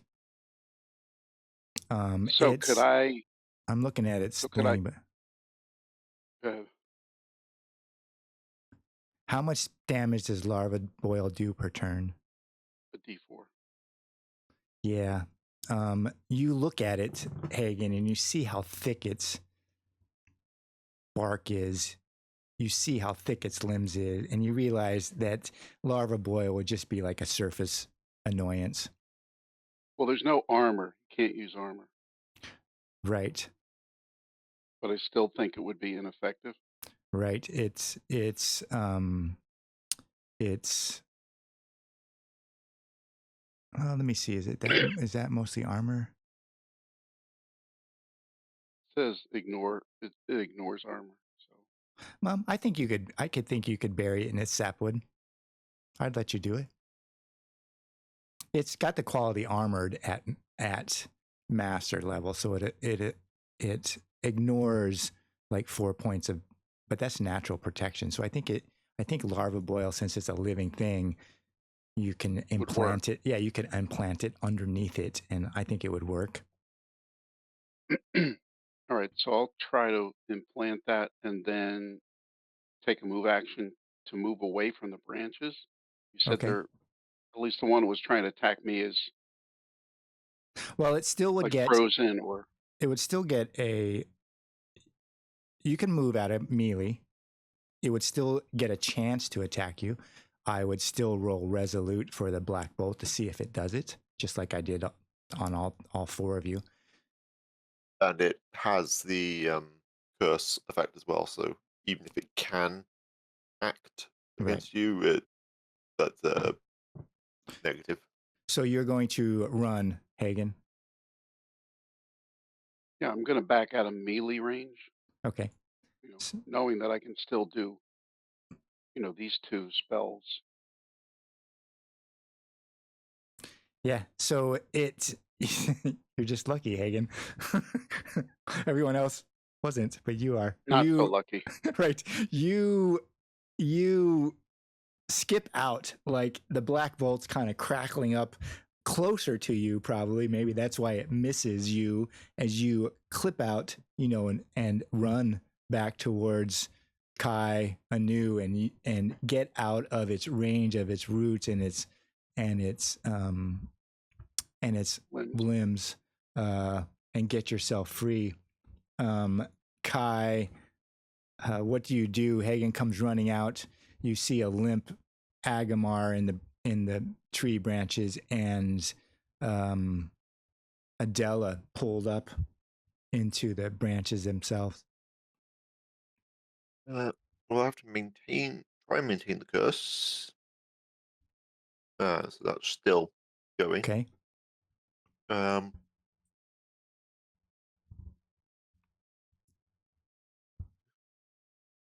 He's kind of useless at the moment. He does rituals. And he's not a healer. You And could he's have not a healer. You could have the attack of the spider while you consider what you could do, because that one can obviously do something. Hmm.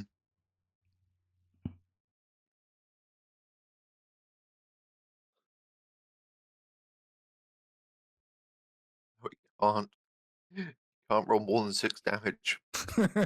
Yeah, the spider just like clashing against the side of the trunk and the thickness of its bark, and you see little pieces fly off, but it's, might even look comical, like all the little legs or all its 8 legs are hitting it, and the things you put on it just isn't really working very well. You have to build them better next time. Do you keep this spider there in the vicinity? He doesn't move in his movement action. No. Okay. It'll carry on scurrying and flailing Okay. at the thing. Does Kai do anything else?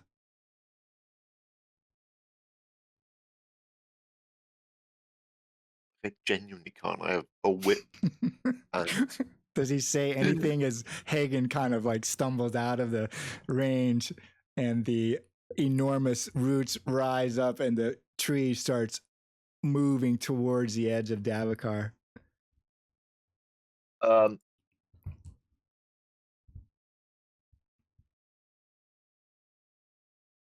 Only point out that, like, maybe we should have written monster on this tree. Okay. You mean mark it as a warning? Run! Yeah. Save yourselves. It's got Adela, doesn't it? Yeah, it's got Adela and Agramar. Agramar, unfortunately, can't It's dying. chew. Yeah. He can't chew. Like, I can't keep doing damage to him. There's no reason for it. He's stuck up in the limbs. You could just see him being pulled up higher and higher into kind of this center mass of it. But he's limp. His arms are limp. His head is limp against the side. And Adela, even though she's yapping and arguing, she's getting pulled up too. And you can see that probably blood in her nose and her mouth. And all this limbs are just wrapping around her.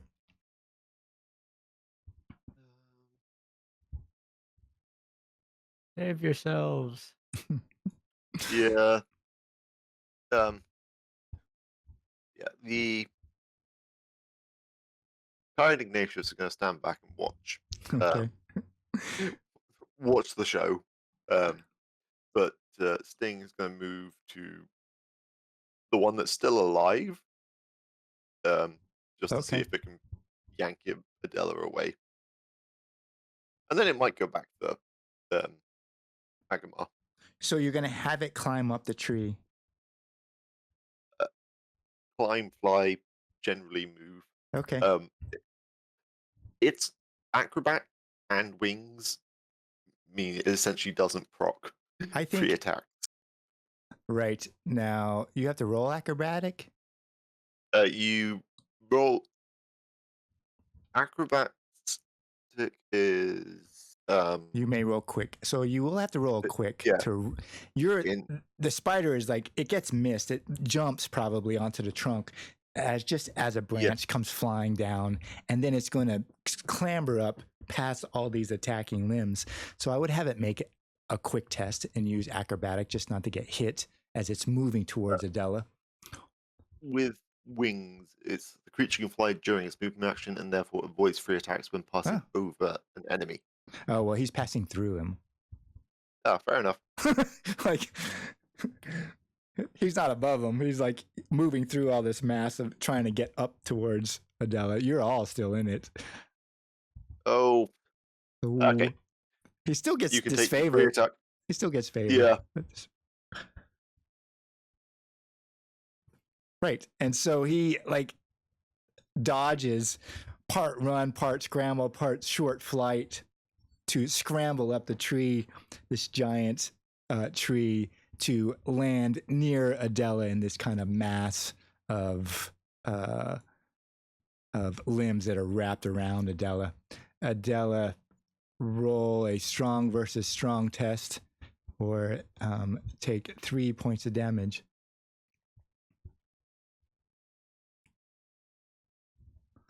You're just crushed. Limbs come over the top of your head. It's like you're being compressed, squeezed out. All your fluids are going to be just squeezed until you're a pulp. What does Adela do? She can't free herself. She looks out and sees Hagen kind of clamber away, and Kai is just looking kind of there helpless. She probably sees Kai's spider come upwards, land near her, this weird looking malformed thing. What does she do as she's trying to breathe past all these crushing limbs? So are my actions taken away? Yeah, you're in this crushing embrace. You have to break free of it to do anything. You have to succeed at its strong versus strong test. Otherwise, you're held. You're just kind of held there. It's law of the jungle. Eaten. You yell anything out, or you're just resigned to your fate? Just resigned to struggle. Resigned to struggle. Agamar, what do you do in this field? Roll your death save first.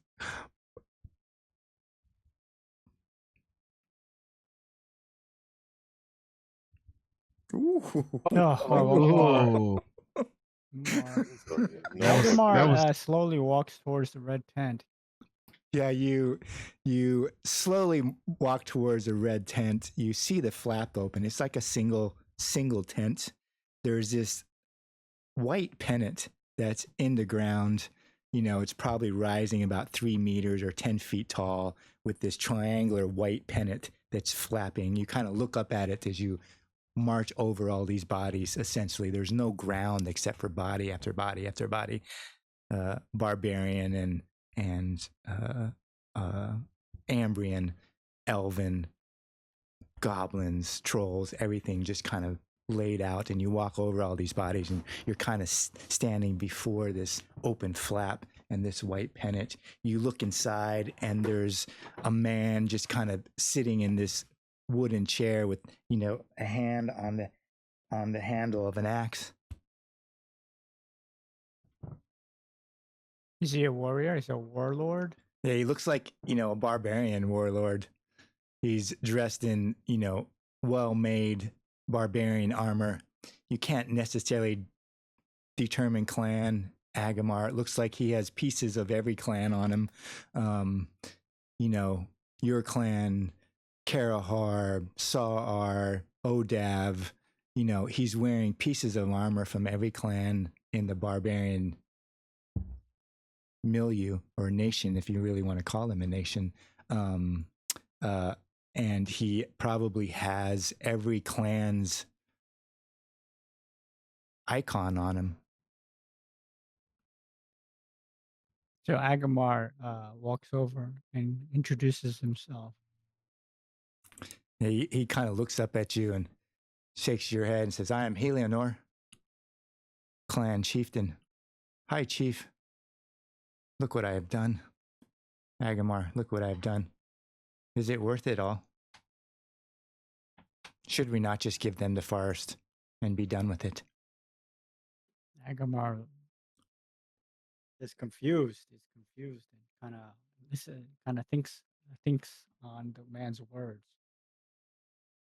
And he responds, "I don't know." Well, how should we resolve this then? As I don't know either. Words? Trial of combat? Walk across the ground that we have made? Maybe words. Words. I'm no good at words. Maybe combat. Well, then let's leave this tent. see what we can find. He nods and follows the other man. Okay. You just kind of leave the tent with him. He hefts this double-bladed axe on his left shoulder. He probably about a head taller than you and maybe 2 hands wider than you. He's just this huge kind of man. But his face is very boyish. No beard, no anything, sparkling blue eyes, sharp nose, and you kind of start walking across all these bodies. Hagen, you're outside. You see Agamar high in the tree. You see Adela just with masses of limbs and branches forming all around her. She's lifted higher up into the center mass of the tree. And Kai is kind of standing next to you, not really knowing what to do. What does Hagen do? I would probably continue to back away to make sure I'm out of range. As it starts to move towards the forest? Yeah, I mean, make sure I'm keeping distance, but Sure. I'm still going to stay on the offensive, so firing a black bolt at it. Now, should I do larva boil? Because I have to do a test. It automatically hits the first round, but then after that, I believe you have to do a resolute. Let's see. Resolute against strong? Yes. Oh, yeah. So you can select it and do resolute versus strong first to see if Black Bolt holds. I mean, see if that holds. Did it not roll? No, it just re-rolled I won't count it. It just re-rolled the thing. What you do is you select it and then hit resolute. I select it. Yeah, and hit resolute. And then adjust it to strong. Right, and then you roll. Yeah. Okay. It's what you should be able to do. Oh, yeah. Jesus. It's just as they come out and try to burrow out of the thick, bark. It's just too thick. It does have some effect. Hagen, it wasn't all for nothing, but it dies in the tree trunk itself. And that. I think you can feel it fade. Yeah. You don't hear fire it, maybe. A black bolt. Okay. Fire a black bolt at it also.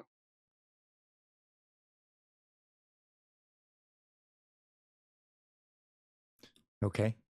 As it starts moving towards the forest edge, carrying Agamar and its branches and Adela, you just make sure you stay out of its way. Range. Yeah, I mean, is it moving? Would you say super slow, or like? I mean, it's not. You could follow it as it enters the forest. Like walking pace. Is that how fast it's going? I would. Yeah, it's huge though. So, for it, but it's it's such a giant thing that it does that. Well, instead of backing away, if it's moving towards the forest, then I'll continue to keep distance, but I'll follow it. Okay. Because I'm going to continue to attack. Kai, what do you have your spider do as it's next to Adela?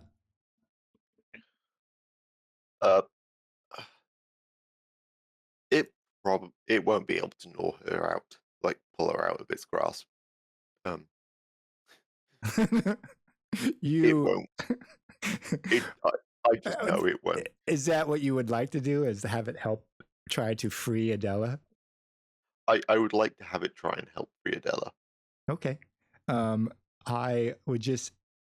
It's got many legs and arms. I'd have you make a strong test at +2 to see if it adds to Adela's. Gives help to Adela. Woo. That's a nice little strong at -1.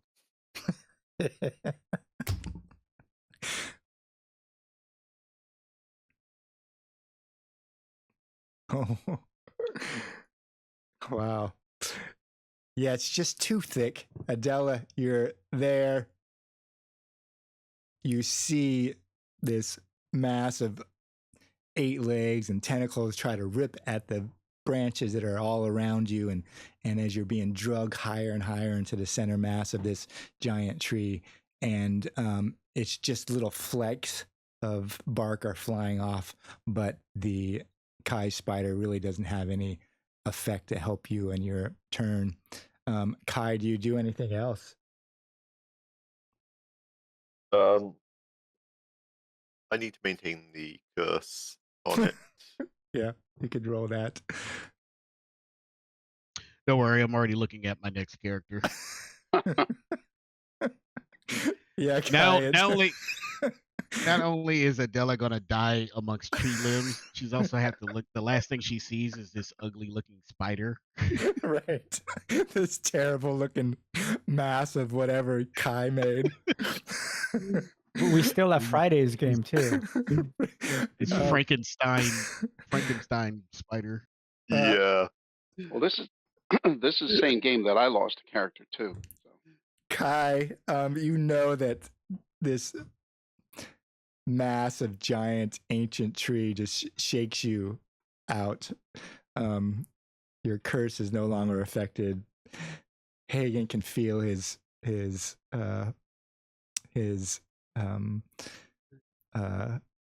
boil has stopped working. Does Kai do anything else?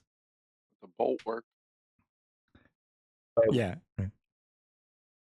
I'm going to continue following Hagen, just so that we don't carry on being split up. Okay. Safety out of the tree reach. So and it's if Adela does manage to get out of the tree branch, Sting is going to like grab her and dive bomb fly away with her. okay. He's on the limbs, or the spider's on the limbs trying to rip Adela out, and limbs come over the top trying to drag him into the embrace with Adela. Oh, now I got to be right next to it too. My next character is going to be a lumberjack. Look, if it didn't have like the long property and Ignatius had more than 5 hit points at the moment, the fire spirit might have attacked the tree. Now it's got it's got 4 armor. How much damage? RPG. You could be an arborist. Oh yeah. Okay.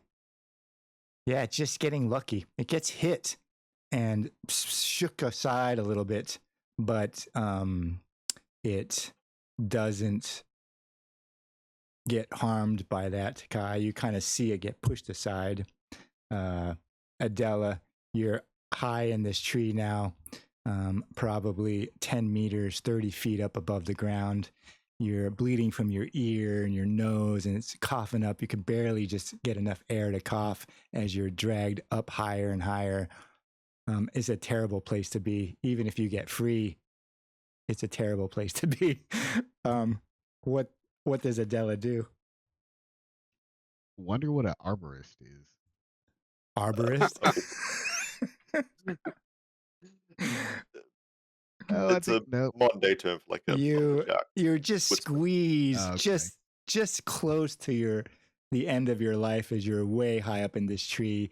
You come towards the center, and you just got enough left in you to have your eyes barely open and look down into the center of the mass of the tree, and it just looks red. This big red maw, these small other limbs rising out of the center of the tree as it squeezes you, and you're carried into the more middle section. Agamar, make your... How much damage? You take 4. You're still alive. 24? 4. Oh. You're alive, just barely. Your eyes are just, it's harder and harder to breathe. It's squeezing everything out of you. Okay. Agrimar, make your death save.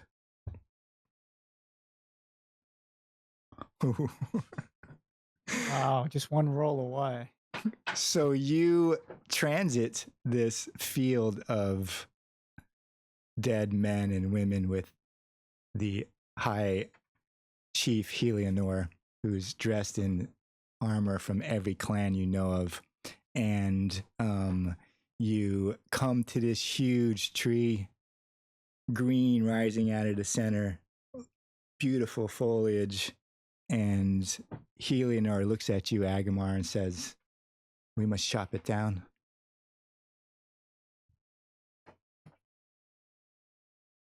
Chop it down. Why? He, Why do we need to chop the tree? he looks up this beautiful tree and says, "Nothing should last of the forest, even if it is good. Don't you agree, Agamar?" I'm not sure. This tree hasn't harmed us. You defer? Yeah, he defers on cutting down the tree. He just kind of looks down at you and shakes his head a little bit and hefts his big axe and walks towards the tree and pulls it back as far as he can. Does Agamar do anything? Well, tells him to tell him to stop. Stop. Yeah. There's no need for that. You just hear the axe go thunk into the side of the tree, and he pulls it back. Thunk. You know, the leaves shake.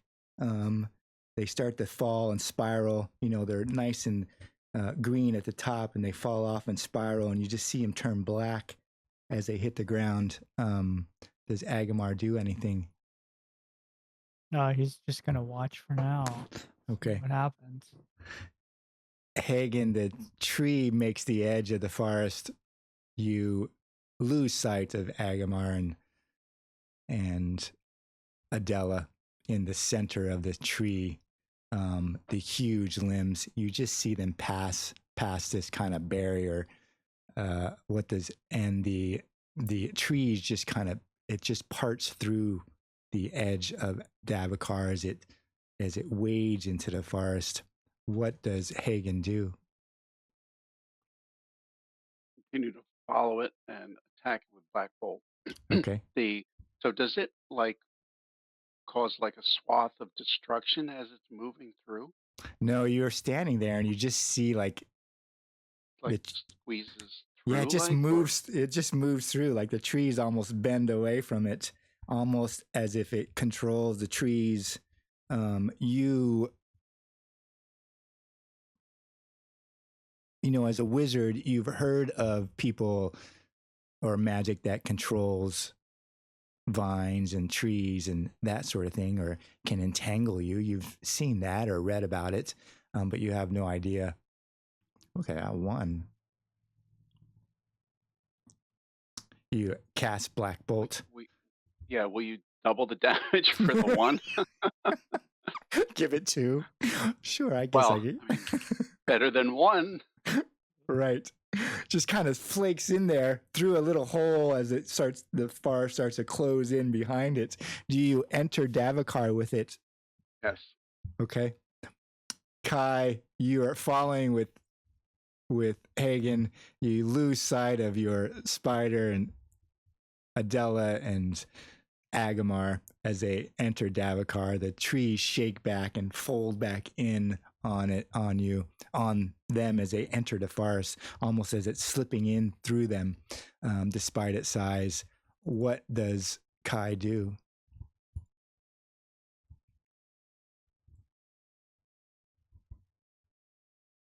He generally gives up on it. Ella. You just watch them leave. I have to follow Hagen. Like, yeah, he continues following Hagen. Yeah, I'm going to I have a high resolute, so I'm not going to give up. Yeah, I'm going to reapply the curse to the tree. Okay.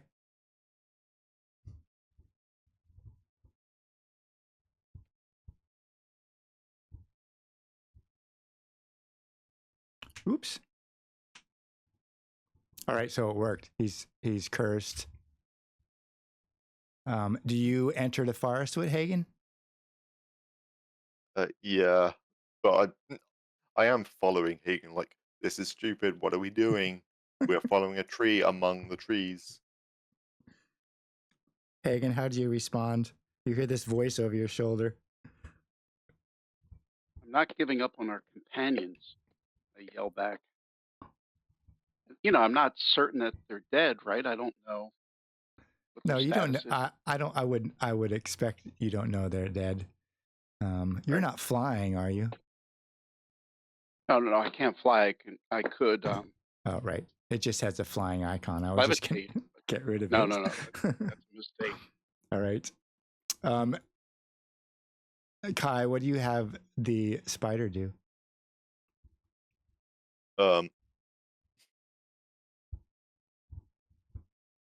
It might as well just bite the tree. Okay. Give up on freeing Adela. One last moment. Look, there is a tentacle around a tree branch around Adela. It's right next to Adela. Adela might think the spider's trying to eat her, but yeah, he's biting the tree. Okay. The robust. Oh.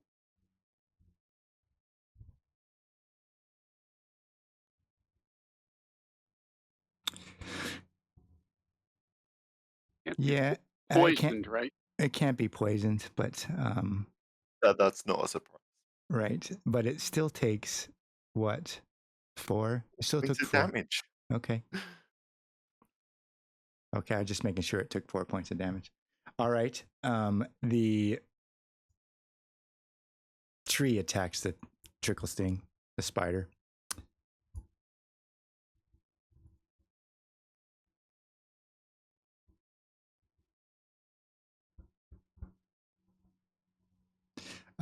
The spider needs to make a strong versus strong. Actually, it needs to make a quick versus accurate. With the disfavor and everything as well. Yep. Yeah, I rolled disfavor. He rolls a quick versus accurate. He doesn't get favor on this. He just rolls a quick versus accurate, not to be embraced. So it just wraps him up, and pulls him close as Adela Agamar is near the center of the tree, and wraps around the spider. I don't know if Kai can really see that because we're in the center mass of this tree. Would he be able to tell that his spider is? What's the communication between him and the spider? Visual and verbal. Oh, okay. So you might be able to tell that it's now trapped. It has to do what I tell it to do. That's okay. kind of not a two-way communication. It's just receiving orders. It has a rune scribed somewhere on its body that magically compels it to do what it's told. Okay. There is no connection between us. It is purely a arcane, quote unquote, because I don't like the word slave. Adela, you see Agamar get bundled up, sucked into this central area of the tree. You need to make a strong versus strong test before the darkness comes. Oh, 19.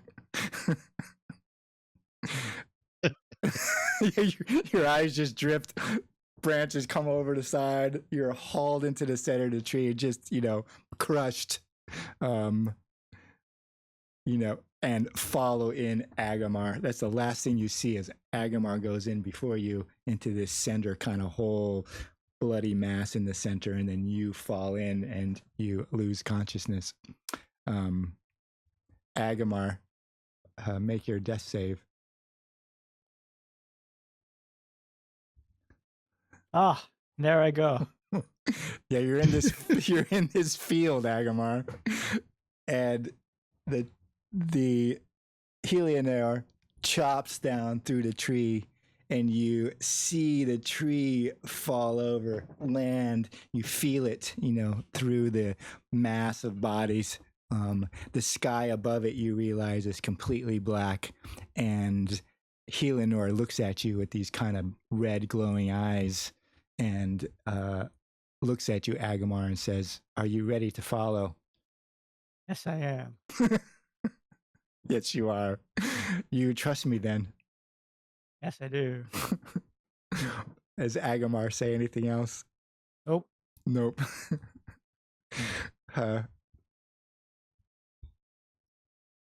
Hagen, you enter the woods behind the tree.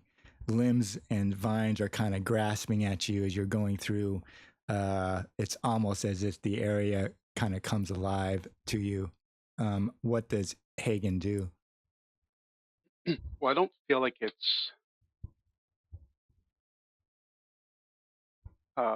trying to attack me, do I? I just feel like No, it's just like the a barrier. The forest is like folding in under past it now, and now you're having trying to go through the low brush and the prickers and undergrowth following right after as him if through. as if I normally would be traveling through that. Right. Firing another black bolt. I mean, I do have a high resolution.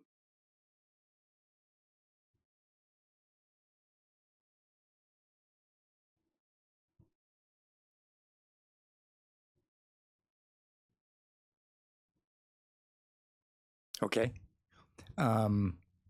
You just keep following. Yes. All right. Kai, you can do a strong versus strong test for the spider.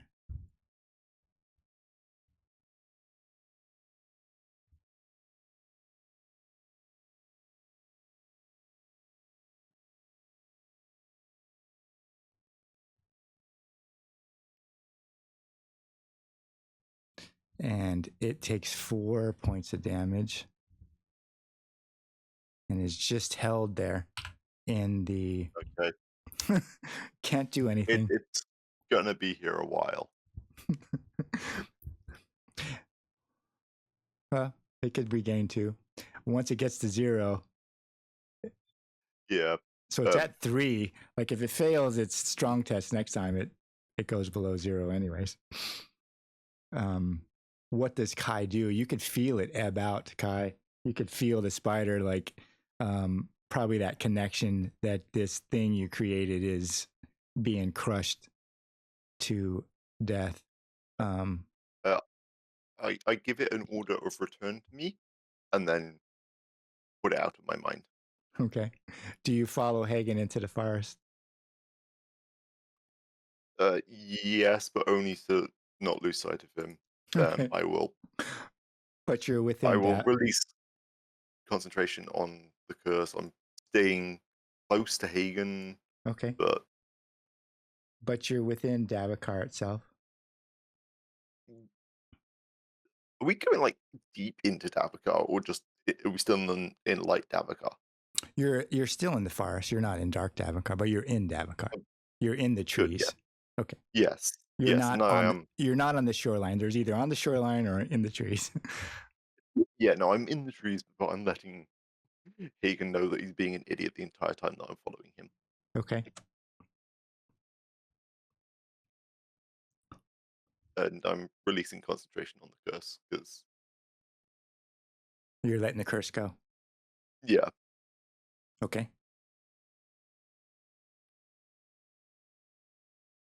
And because it is now 10 minutes to midnight. Oh, it is your turn. Did your time change at 7? Oh, it is 7. Okay. You're gonna head out? Yes. Just because I've got an early tomorrow. Okay. If the spider survives, the spider survives. Kai is going to follow Hagen just so that we don't split out. Oh, why am I entangled? Because you failed. You go through it, Spider. Hagen. Yeah, it's turn. It kind of stops where it is. Kai, you let go of the curse, which I asked you twice if you were doing that. You let go of the curse, and the tree kind of halts as it sways back and forth. The vines all around you try to grasp and entangle Hagen, but he just kind of pushes through. He's on a mission, and Kai is wrapped up in them as he tries. They crawl up his leg around his waist, and that's where you leave him. Yeah, that is where I leave him with Blair at Ignatius. Right. We'll see if Ignatius is really entangled, but he can only stay entangled for so long. Yeah, Ignatius, they just burn off. Kai, they just burn off. Just before you go, would Ignatius help you or continue after Hagen? He is my loyal servant. Okay. We're just making sure. Adela, make your death save. You're before the throne of Symbar. Once again. Okay. Just so you know, I had to roll it twice because I'm sickly, which means I have to take the lowest result. Oh. So they both fail anyway. Yeah, they both fail anyway. Yeah. But I'm only at one. One. Out of 3. Oh, okay. Yeah, let me delete that. We'll keep track of it.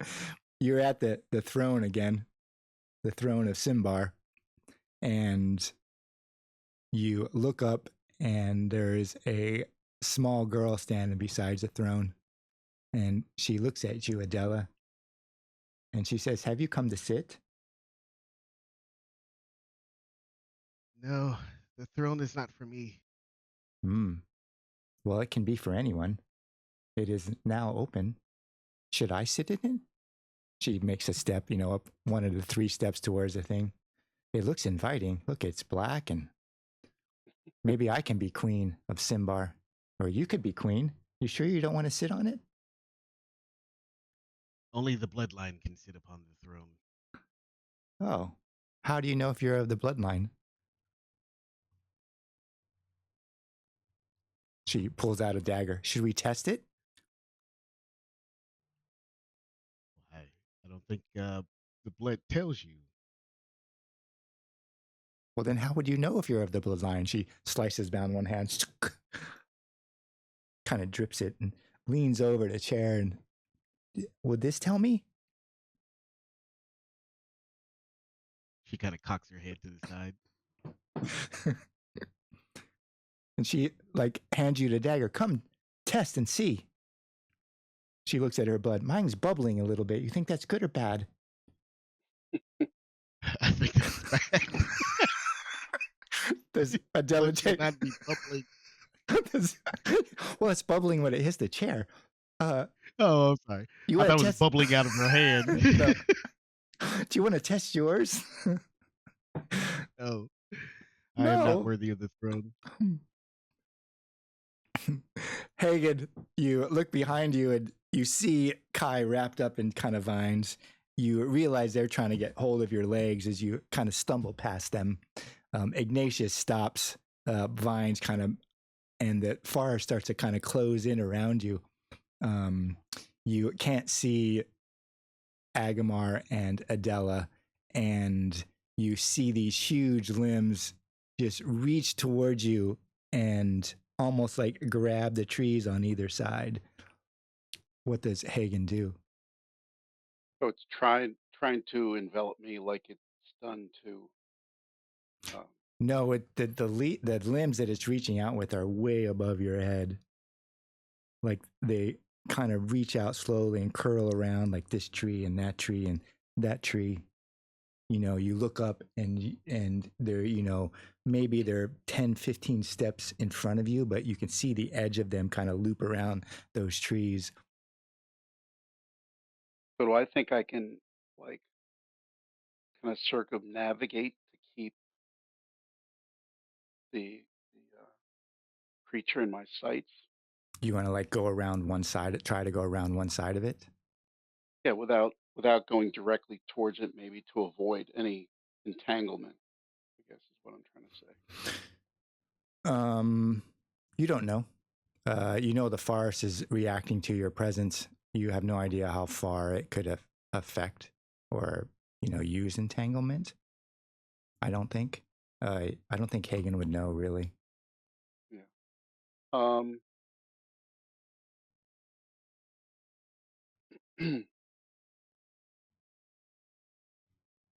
You think that wherever you go in the forest is going to try to attack, right? Or entangle you and prevent your following them. Right. So I'll cast Larva Boil one last try to Okay. try to get that, to dig into its soft side past its bark. So it's automatic for the first turn. So do you want me to roll a d4? Sure.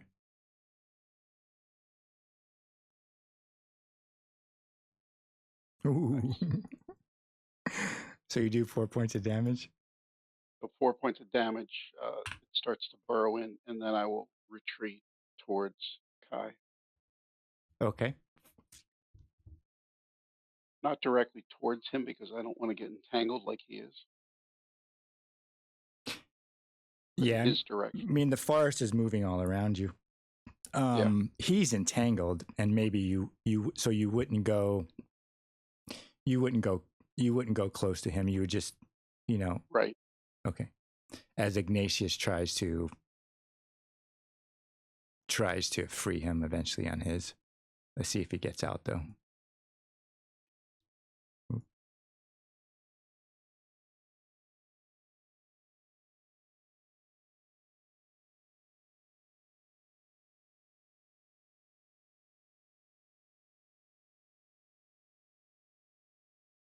Yeah, you just see him wrapped up, Hagen.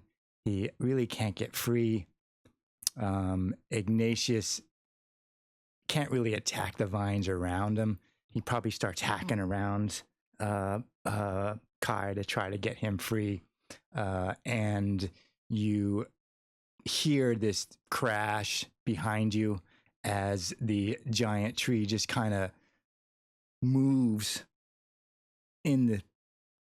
away from you, like you see the trees above you shake or next to you shake as those limbs just kind of like fling themselves, and you see this tree just kind of move through the forest much faster than it had as it's trying to get away.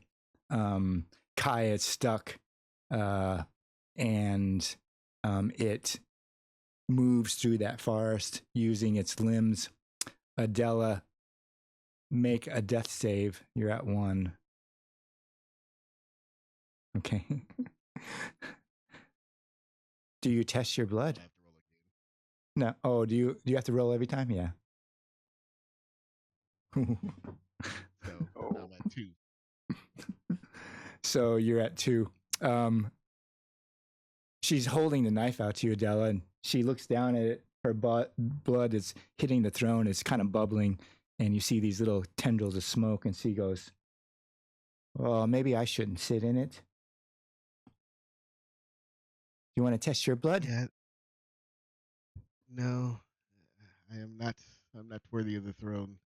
And Oh, you're afraid. I'd be afraid too. You never know if you're going to be a good queen or not. Well, I mean, look at you. Well, maybe not a good queen. You sure, though? Quite sure. Oh, all right. Well, you think I should sit in it? Do you think that's a good sign or a bad sign? I think that's a bad sign. Oh, I do too. Darn. Guess I'm not going to be queen. Hagen, what do you do? I don't feel like I can help Kai. I think right. That's my impression, that I would just get tangled up, probably. Yeah, it doesn't look like Ignatius is. able to break. Like he's getting wrapped up in these limbs. They're not doing him any harm. He's just stuck there, and he's probably pissed off, or looking at you going, we should leave. Hagen, they're dead. Let's leave them be. We can't save them. And I would just respond to him, telling him, I'm retreating now. Follow me back. Okay. Follow me back to the water's edge. Do you do anything else? Okay. No. All right. Take a full round movement action towards the river. And roll your larva boil. Come on. Oh. God damn it.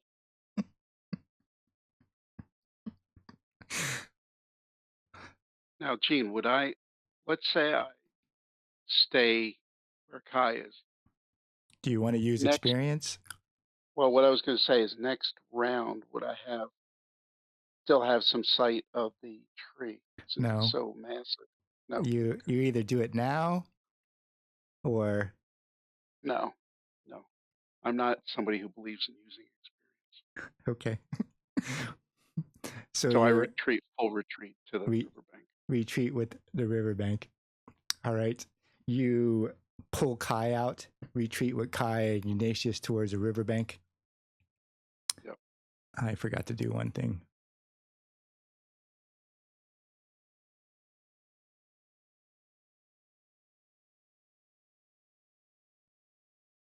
Nope.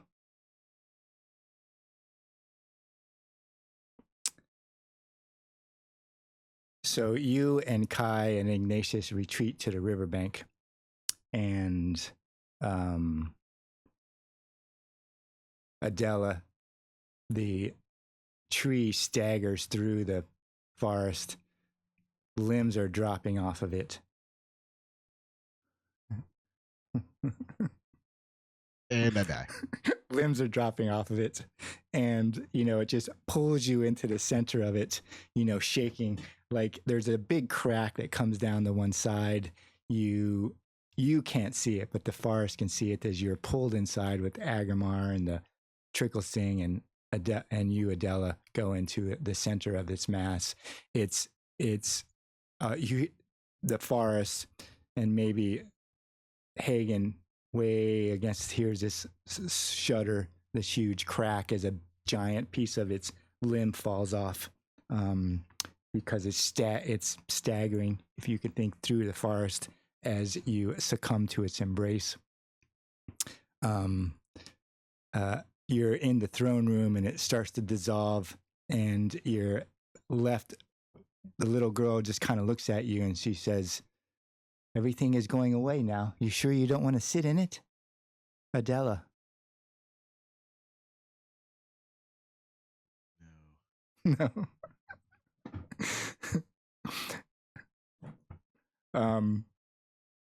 Hagen and Kai, you make it to the edge with Ignatius. You stop hearing the giant, ravenous willow that recedes into the forest. You probably hear it, Kai, these huge kind of sounds and cracks, thinking that it's pulling down the trees when it's really limbs of its own limbs are falling off, related to the larva boil that almost did it in. And you find yourself at the edge of the stream. Hagen, do you say anything to Kai?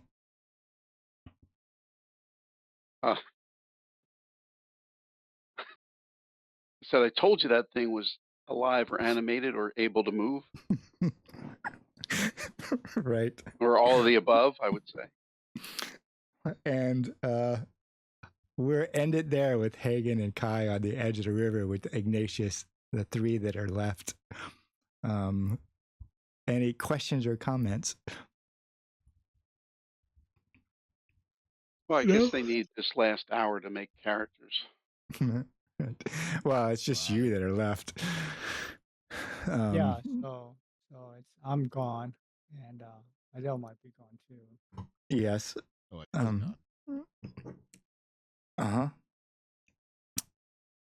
Yeah, I'll make a character later. But... You would have succumbed anyways with a 20. So it's somewhat of a moot point because you don't have a healer. and and even if I told Hagen how very close he was to killing it, it wouldn't have mattered because No, because yeah, they're all dead. yeah, it would have rolled. He would have rolled a 20, and Adela would have succumbed to her wounds to begin with because you don't have any natural ways to kind of heal them, Right. which made a big difference. Hagen was very close to doing it in. That's why I asked if he was going to use experience on that boil, but in the end, Adela would have failed her uh, death save, rolling a 20, and would have succumbed to her runes that round, anyways.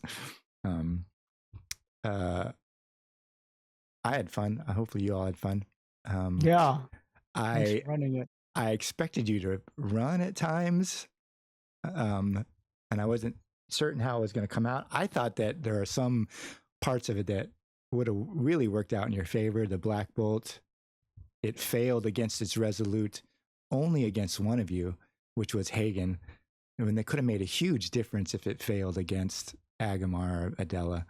And Kai's curse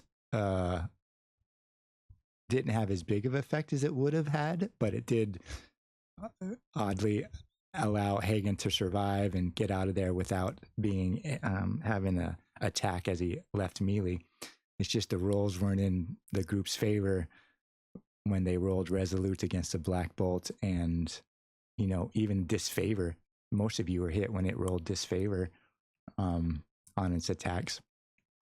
But hopefully you all had fun. Yeah, it was fun. Thanks for More running fun. it, Gene. All right. Yeah, it was great.